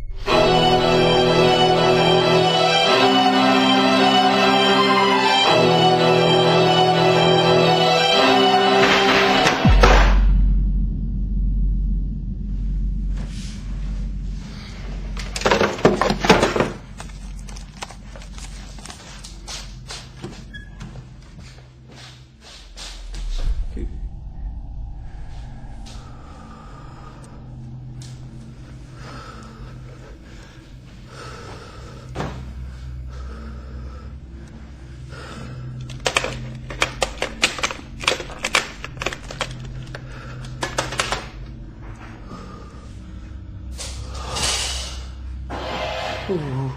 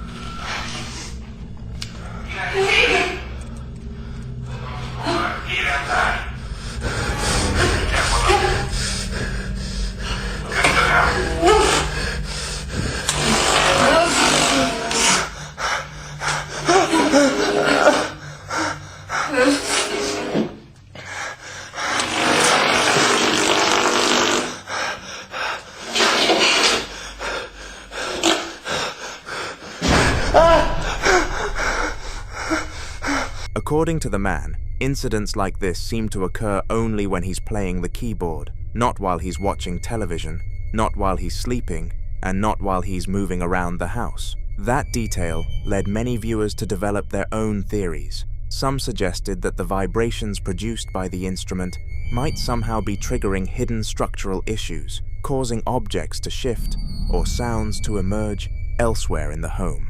Others believed the timing was too consistent to be explained away that easily. In paranormal lore, music has long been associated with unusual experiences. Throughout history, there have been stories of spirits responding to songs, reacting to instruments, or becoming more active during performances.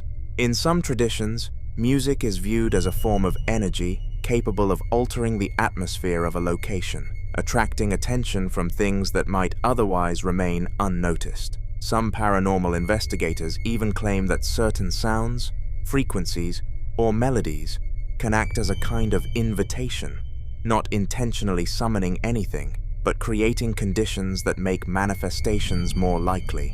Of course, there is no way to know whether any of those beliefs are true. But if every strange event begins the moment the music starts, then maybe the real mystery isn't why the activity happens. Maybe it's why the music seems to get the spirit's attention in the first place.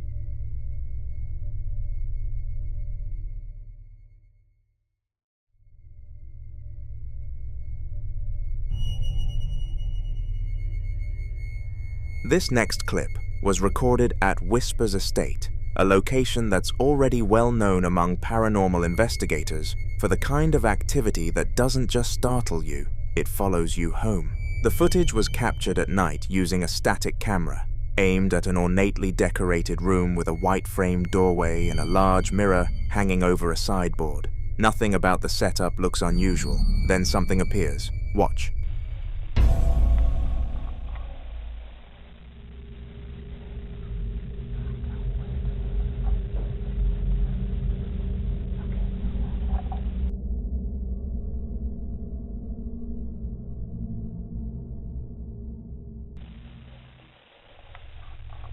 A tall, dark, featureless shadow briefly peeks out from the doorway.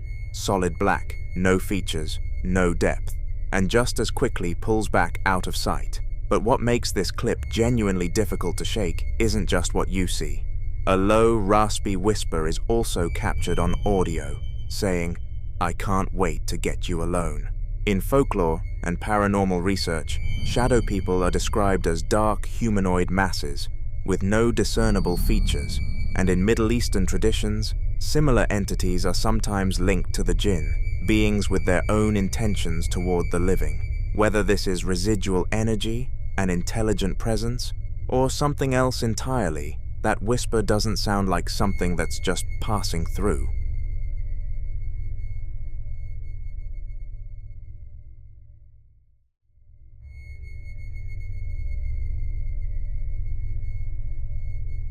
Now, in this next clip, Brian was just wandering through the BDK house at 4:20 in the morning with a camera, doing a casual walkthrough while most of the house slept. Nothing felt off. The TV was still on, people were bundled under blankets on the couch, and Tim, a teenager, was sitting alone at the kitchen table, hunched over a piece of paper, writing. Brian panned the camera toward him and asked what he was doing. It all felt completely ordinary. Watch.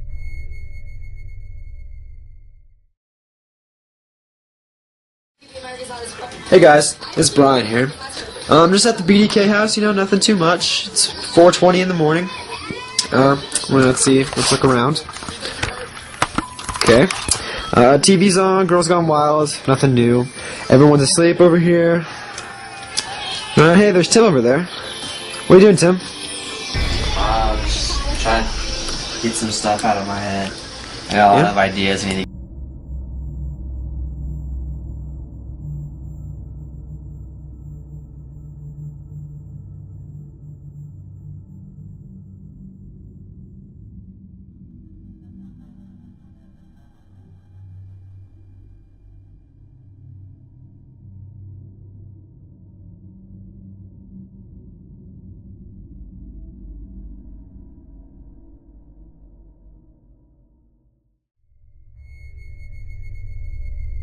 In the background, just to the left of where Tim is sitting, something pale and greyish moves. Tim had no idea it was there. Some viewers think it's a person hiding in the house, someone Brian and Tim simply didn't know about. Others aren't convinced it's human at all. The features are too stark, too hollow, and the way it retreats is just a little too deliberate. So what was standing in that doorway, watching them? You decide. The following video was recorded inside a small frozen yogurt shop sometime after closing by a man who'd been dealing with unexplained activity in the building for a while. Flickering lights, strange sounds, the kind of persistent low-level strangeness that you can almost convince yourself to ignore until you can't anymore. On this particular night, he and a woman he works with were still inside after hours trying to retrieve her keys from the back room, and he decided to pull his phone out and film what was happening. He mentions, almost in disbelief, that the lights had already started flickering again, and this wasn't the first time. Okay guys, we were literally just about to leave my store when shit just started flickering again. This is the second time it's happened. My car's over there, and... I'm shaking right now. Okay, and her keys are in the bag. We need to go. We need to go get my keys. And the light turned on. I don't want to go. Okay, well, I'm gonna literally record this whole thing just so you guys can see what happened. I'm literally so scared. Okay, okay, something.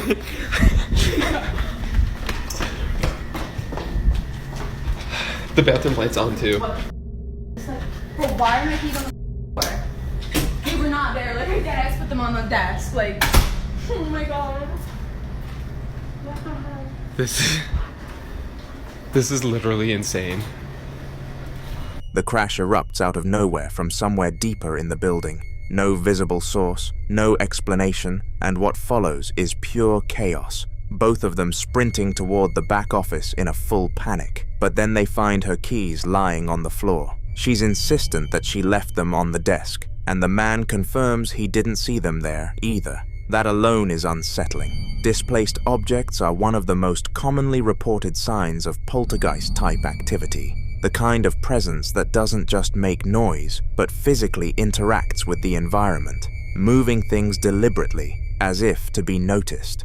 Then, it got worse. The second clip picks up shortly after, with the two of them still inside, watching the security monitors in the back office while the cameras around the store continue to flicker. They decide they need to leave. They're already nearly an hour past closing, and as they make their way toward the exit, something comes flying out of the darkness right past the camera. Watch.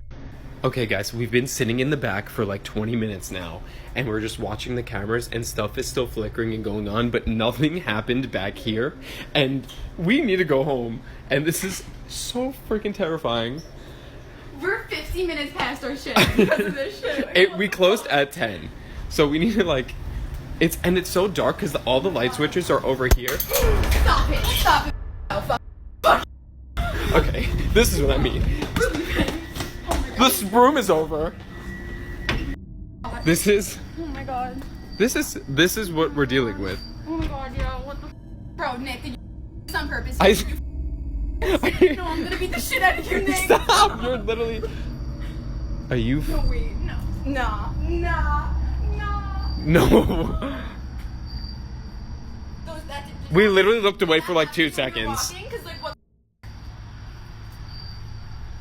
You can see it cut through the frame before clattering off screen, and both of them bolt straight for the door. The nervous laughter outside is the kind that comes when you're too shaken to process what just happened any other way. But the most unsettling detail comes when he turns the camera back through the glass front door. 2 metal chairs that were upright moments earlier are now tipped over on the floor, and neither of them touched them. He says he only looked away for a few seconds. Poltergeist cases like this one tend to follow a pattern where the activity doesn't just repeat, it escalates, becoming more physical and more direct over time, as though whatever is present is testing how much it can do before someone finally leaves. He says he's planning to do an overnight stay to try to make contact. What do you think will happen if he does?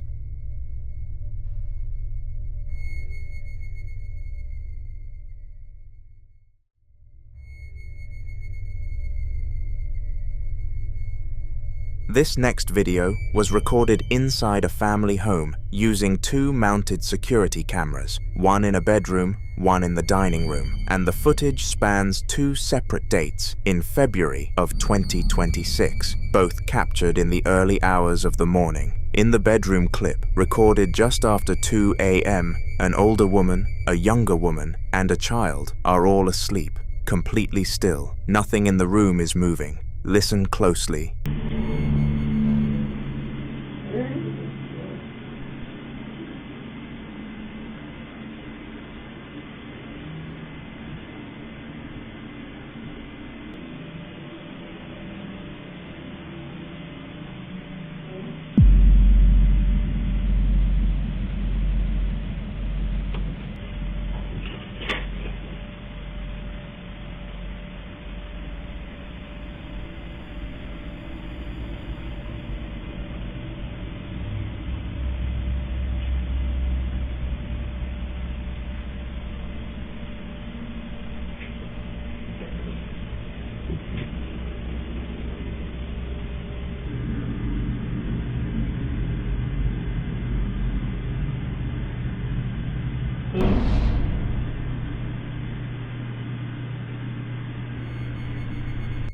A quiet, disembodied male-sounding voice is heard whispering a name, Naneng, into a room where everyone is asleep. Then in the dining room, footage recorded just after 5 a.m., the same kind of voice speaks again in an empty room, saying the name Len, seconds before a teenage girl walks out of a hallway door on her own.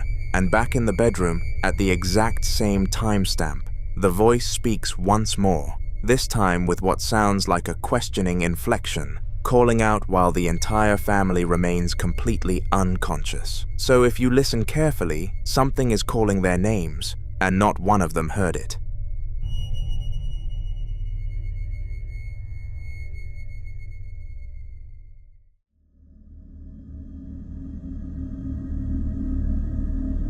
Now in this next clip, a man is walking through a large concrete drainage tunnel, the kind covered in graffiti, with a shallow stream running along the floor, when something in the darkness ahead stops him cold. He'd gone in alone, recording on his phone, moving through the echoing pipe with nothing but the ambient glow of his camera lighting the way. The tunnel stretched ahead of him, dark and narrow, and for a moment everything seemed quiet. Then, at around the 15-second mark, a sharp metallic clicking sound echoes out from somewhere deep in the darkness. He stops walking. He calls out, "Watch."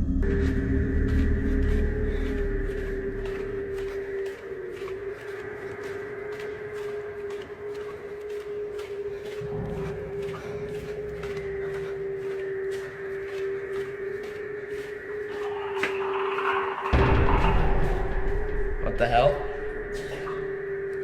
Hello?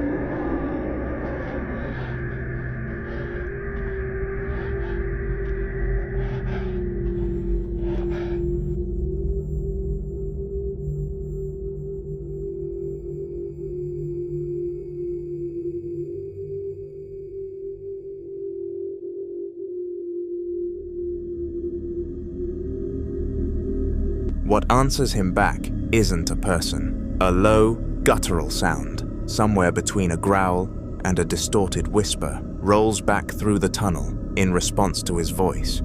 And then, as his eyes adjust to the darkness, you can make out the shape standing at the far end. Tall, impossibly thin, 2 points of white light where the eyes should be. The enhanced replay at the end makes it even harder to dismiss. The figure's limbs are long and spindly, its skin pale and gaunt, and it stands completely motionless right up until the moment it lunges and lets out a sustained, piercing shriek that sounds nothing like a human being. He runs. A lot of viewers immediately called it a crawler, a modern internet label for pale, thin, humanoid figures, reported in isolated tunnels and underground spaces, usually described by their unnatural proportions and the way they move.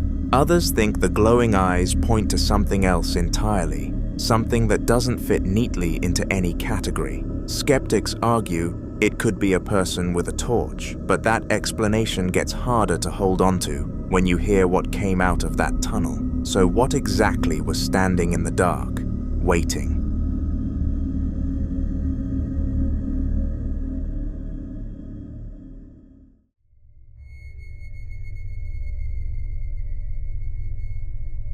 The following video was recorded inside a 1920s home during the daytime, which, honestly, makes it harder to dismiss than most. The man filming had been upstairs watching TV when he heard a banging sound coming from the living room below. He says there's nobody else in the house. As he makes his way down the stairs and through the hallway, past taxidermy, Venetian masks, old framed pictures, and a crucifix on the wall, he mentions that some of his haunted objects from a previous home are now kept here, though nothing has ever happened with them. He calls out into the empty rooms, no response, just the steady ticking of a grandfather clock and the feeling that something is waiting. Watch.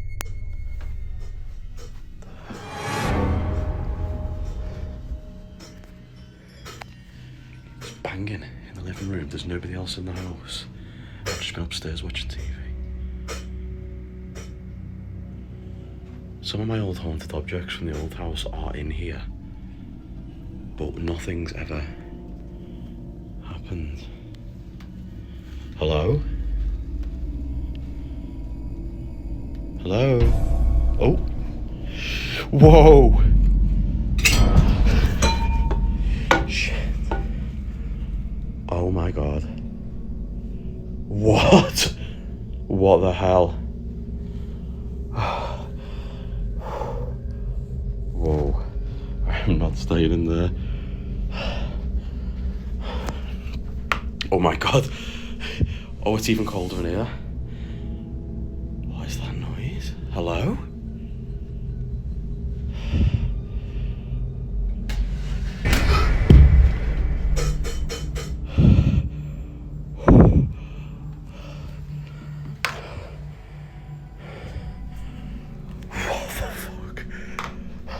Oh my god. Well, it looks like my objects are back at it again, doesn't it? What the hell? What the hell now?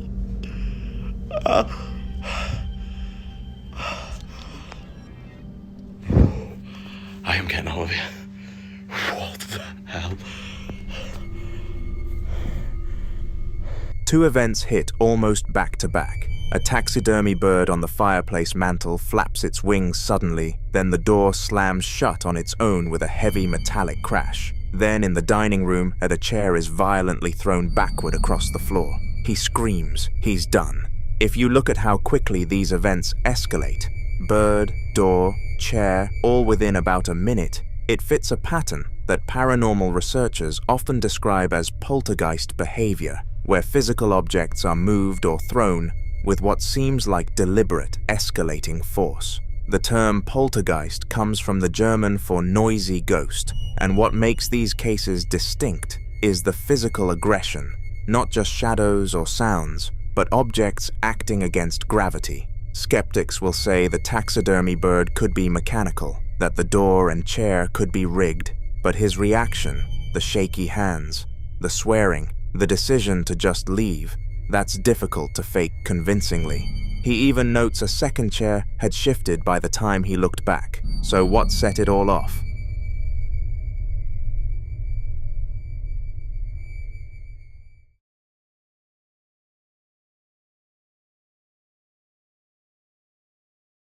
Now in this next clip, a man is filming inside his home just 3 days after losing his brother Chris. And what you're about to witness isn't terrifying, so much as it is deeply unsettling in a quiet, personal way. He's moving through a dimly lit room at night, emotional but calm, speaking directly to his brother's presence as if Chris might actually be listening. At one point, he stops the camera on a child's plastic toy kitchen set sitting against the wall, green and white, completely still. He asks softly, "Is that you, Chris? Do it again. Watch."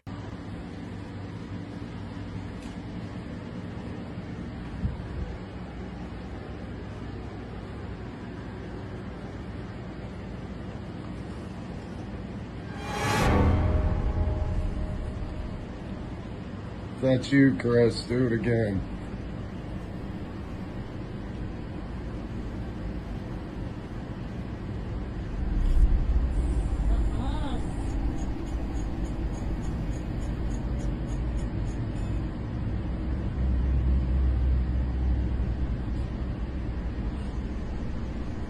I feel your presence, bro. I feel your presence. Do it again.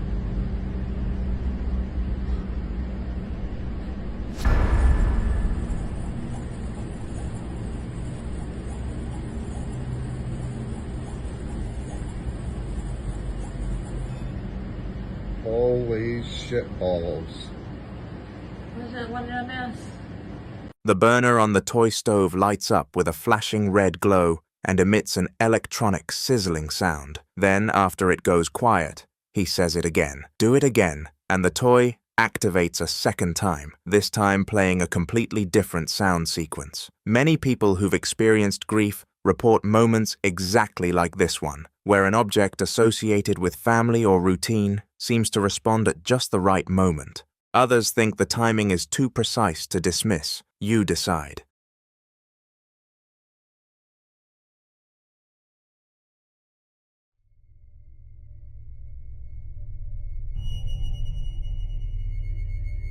This next video was recorded inside a cluttered garage, filmed by a man who had been about to lock up for the night when something stopped him. He claims that just before he started recording, he heard a laugh coming from the back of the garage. Not a voice, not a knock, but a laugh. And he describes it as the most unnerving, weird laugh he's ever heard, seeming to come from somewhere near one of the riding mowers. So instead of leaving, he pulled out his phone and started moving through the space, sweeping the light across the concrete floor, the shelves, the equipment, trying to find any explanation for what he'd just heard. He hadn't found anything yet. Watch.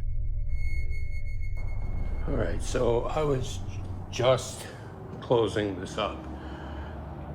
Like just locking it up to head out. And I closed the bay and I was closing this door.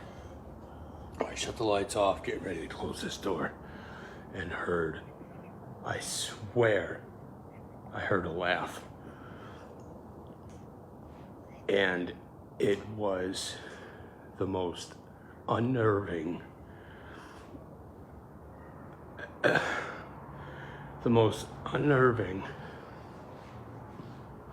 and it was such a weird laugh. It sounded like it was coming from that back mower, like something was sitting on that back mower.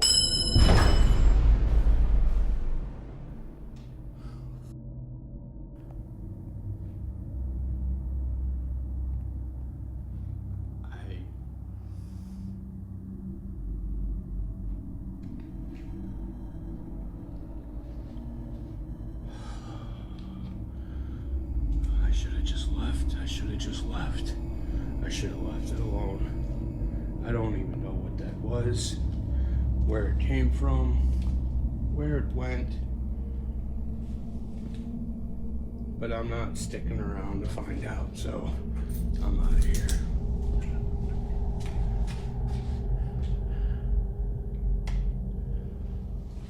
Screw this. I'm out of here. I am not sticking around. A sudden, sharp metallic crash explodes off-screen with enough force to make him physically flinch, and when he swings the light toward the source, there's nothing there. No fallen object, no obvious cause, nothing on the floor that wasn't there before. His voice afterward is shaky, and you can hear him repeating that he should have just left, that he doesn't know where the sound came from or where it went. Some think residual energy in cluttered, closed-off spaces can build tension and release it violently, almost like pressure finding an outlet. And the laugh he heard before he even started filming, that detail is hard to shake. What exactly was waiting for him in that garage?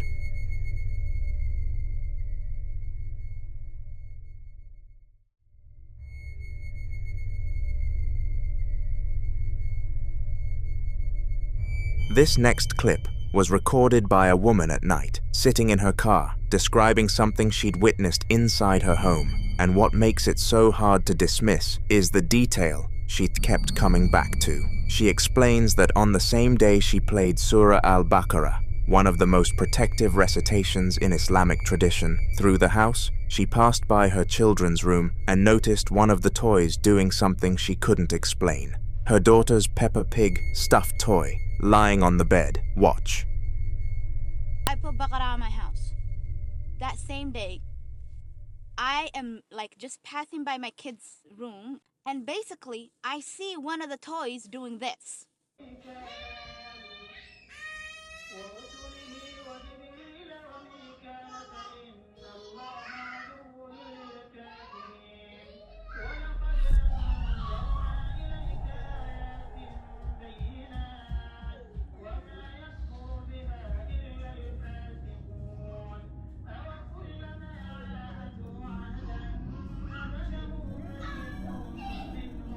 Now, when I first saw it, I thought, are you really seeing things? Because ain't no way that thing is moving its eyes. There is no way it's moving its eyes. Does that make sense? No, it does not. This is your child's little toy that they always love and sleep with. My daughter loves it. That thing is her life, okay? My daughter and that monkey chump are the same. She loves that little toy. So I'm like, ain't no way. It has to be my eyes. So I'm looking at it. My son comes. He's also looking at it. Both of us are like looking at each other. We're like, oh, I don't know. Let's use the camera. And then we use the camera and we see for our eyes. First time in real life, this toy was moving its eyes. What could it be? What do you guys think it is? Do you think it's jinn? If you look closely, the toy's plastic eye slowly rotates upward, turning, according to her, to look directly at the camera. She says she thought her eyes were playing tricks on her at first, so she called her son over, and both of them stood there watching it together before deciding to film it. Many in the Muslim community watching this immediately pointed to jinn, supernatural beings described in Islamic tradition as created from smokeless fire, capable of inhabiting objects, invisible to the naked eye, but very much present. Jinn aren't considered innately evil, but certain ones are believed to attach to children's belongings specifically. She ends the clip asking the audience the same question she still can't answer herself. What do you think it is? The following video was recorded in the Haunted Hobart, a hotel in Hobart, Australia, with a reputation for paranormal activity. And in October of 2021, a paranormal investigation team set up security cameras inside the building overnight, hoping to capture something they couldn't explain.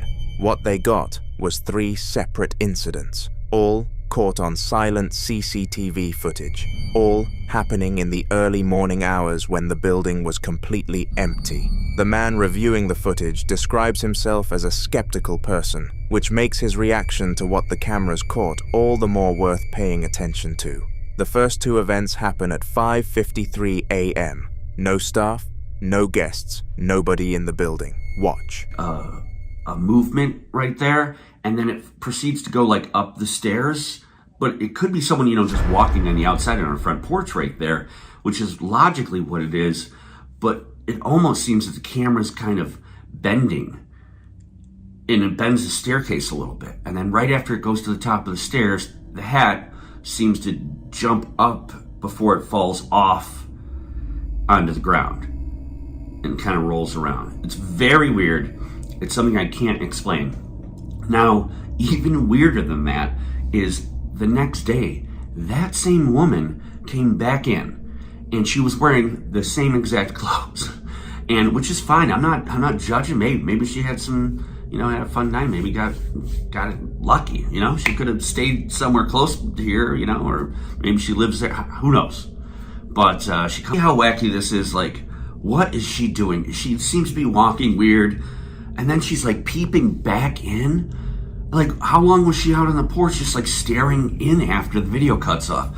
It's wild. It was a bizarre thing. I don't know what's up with that lady, but more importantly, I don't know what's up with that hat. That's the most evidence I've seen of something, and I saw it with my own eyes. It was right in front of me as I'm talking to this woman. It was very weird. I can't explain it. Make up your own mind on what you think, and let me know. Thanks for watching. From 2 separate camera angles focused on the staircase near the entrance area, a black hat resting on the stair railing suddenly falls to the floor without anyone near it. Moments before the movement, the footage appears to capture something unusual near the front entrance, a faint distortion near the doorway, and what some viewers believe looks like movement crossing near the staircase itself. What makes the clip unsettling is not just the hat falling, but the sequence leading up to it. Investigators reviewing the footage pointed out that the distortion appears seconds before the object moves, almost as if something invisible passed through the area first. But according to the team, the strangest part came the next day. The woman connected to the hat incident reportedly returned to the hotel wearing the exact same clothes she had on the previous night. Staff members later claimed her behavior immediately stood out. For several minutes, she allegedly stood staring silently at a wall without reacting to anyone around her. She then began making bizarre comments to both employees and customers, including repeatedly talking about eating dog food, before wandering through the building acting disoriented and suspicious. Paranormal researchers sometimes associate this kind of behavior with locations believed to have lingering spiritual activity, especially in places where repeated reports of apparitions, distortions, or object movement have already been documented. In many cases, investigators describe witnesses becoming unusually fixated, detached, or emotionally altered after experiencing unexplained events inside allegedly haunted environments. Whether the woman's behavior was connected to what the cameras captured remains unknown, but for many viewers, the combination of the distortion near the staircase, the unexplained movement of the hat, and the woman returning the following day behaving strangely has made this one of the more unsettling pieces of footage connected to haunted Hobart.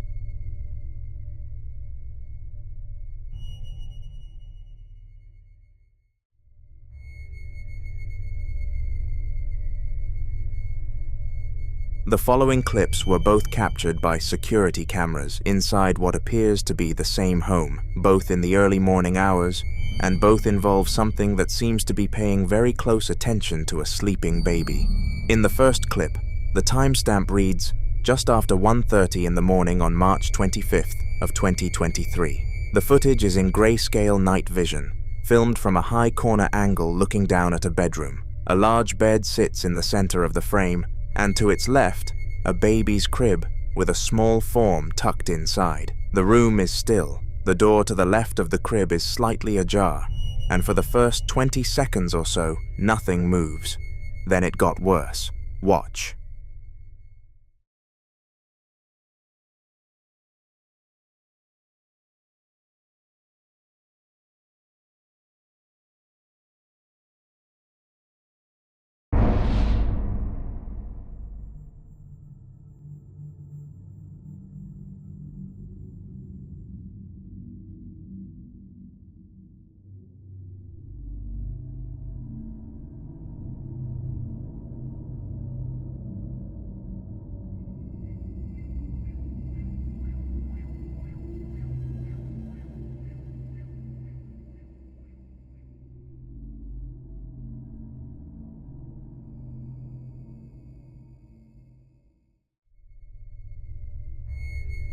The bedroom door slowly begins to move on its own, opening wider before shifting back again, despite no one appearing anywhere near it. But according to the family, this wasn't the only incident. In a second clip, recorded on a separate night in April of 2019, at approximately 5:20 in the morning, another camera positioned directly above a bassinet captures something else entirely. Watch carefully.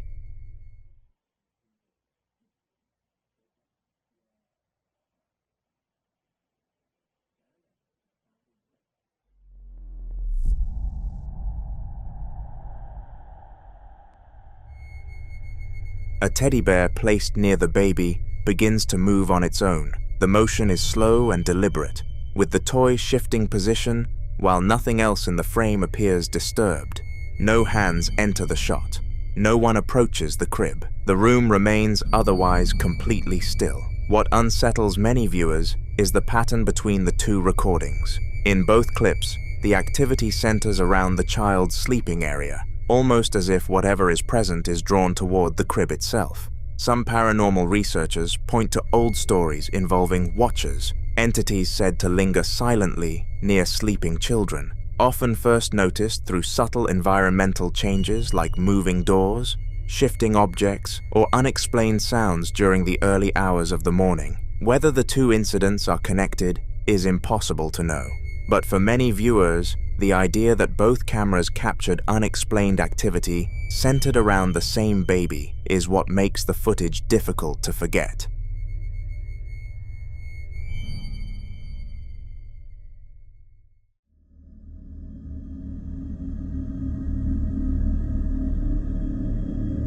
In this next clip, a man claims he had finally decided to leave his house after days of experiencing what he described as unbearable activity inside the home. Hoping to get away from whatever had been disturbing him, he temporarily stayed somewhere else. But according to him, the activity didn't stop when he left. It followed him. Watch closely.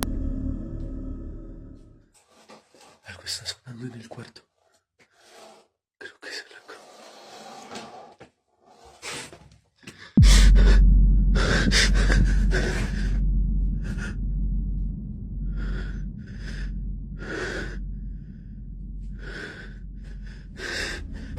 While filming inside the room, the man lifts the comforter slightly and points the camera toward the space beneath the bed.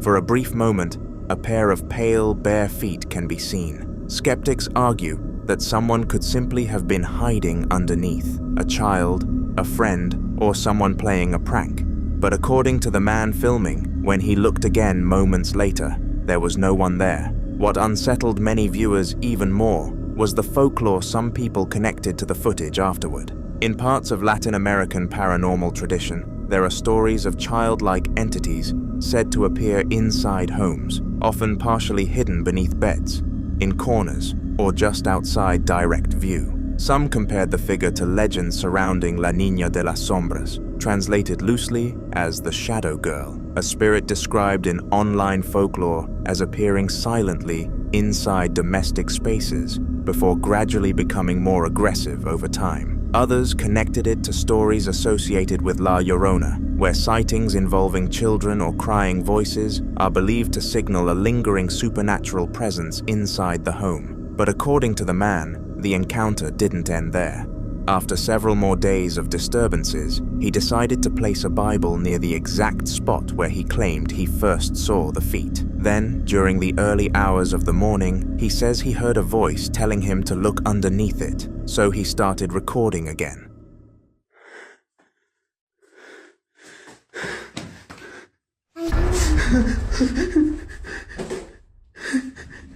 The same pale feet and lower legs appear beneath the object once more. But this time, the footage captures something else alongside it, a whisper repeating a single word in Spanish, ayuda, which means help.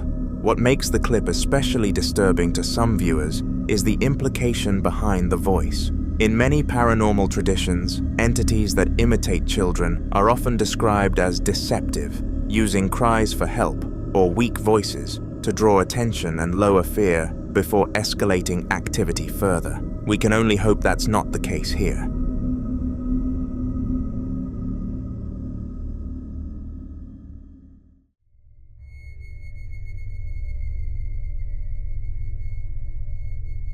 The following clips were recorded inside what appears to be an abandoned commercial space, a former retail unit with unfinished walls, exposed ductwork, and the kind of industrial silence that makes every small sound feel wrong. The man filming had been exploring the location and decided to leave a static camera running in one of the darker rooms, stepping back to let it record on its own. For a stretch, nothing happens, just a faint ambient hum and the stillness of an empty space. Then it got worse. Watch.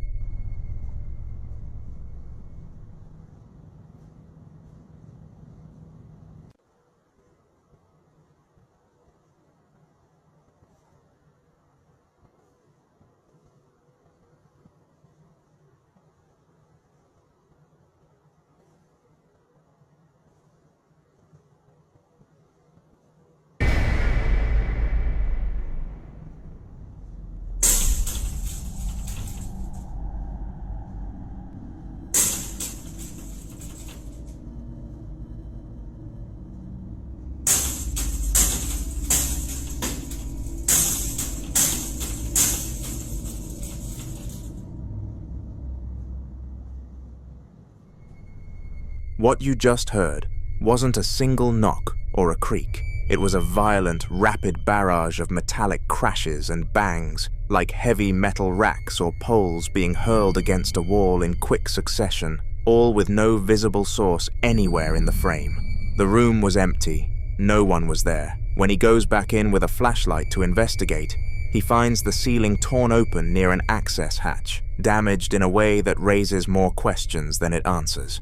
Some believe what was captured is consistent with poltergeist-type activity, a term used to describe disturbances characterized not by visual apparitions, but by aggressive, physical, or auditory force.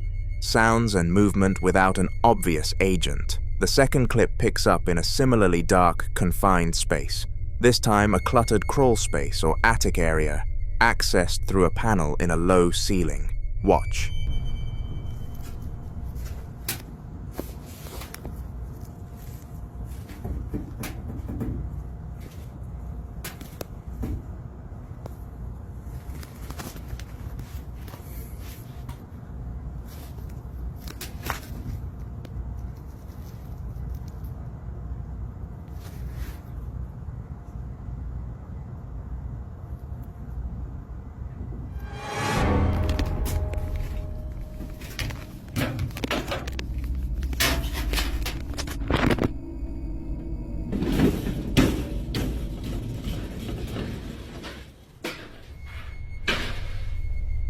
If you look closely, something like a human hand is still for a moment before suddenly moving. The reaction from viewers was immediate.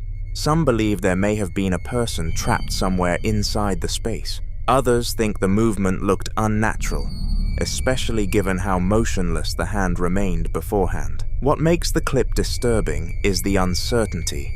The camera never stays long enough to reveal what the hand is attached to, or whether something was actually hiding deeper inside the crawl space the entire time.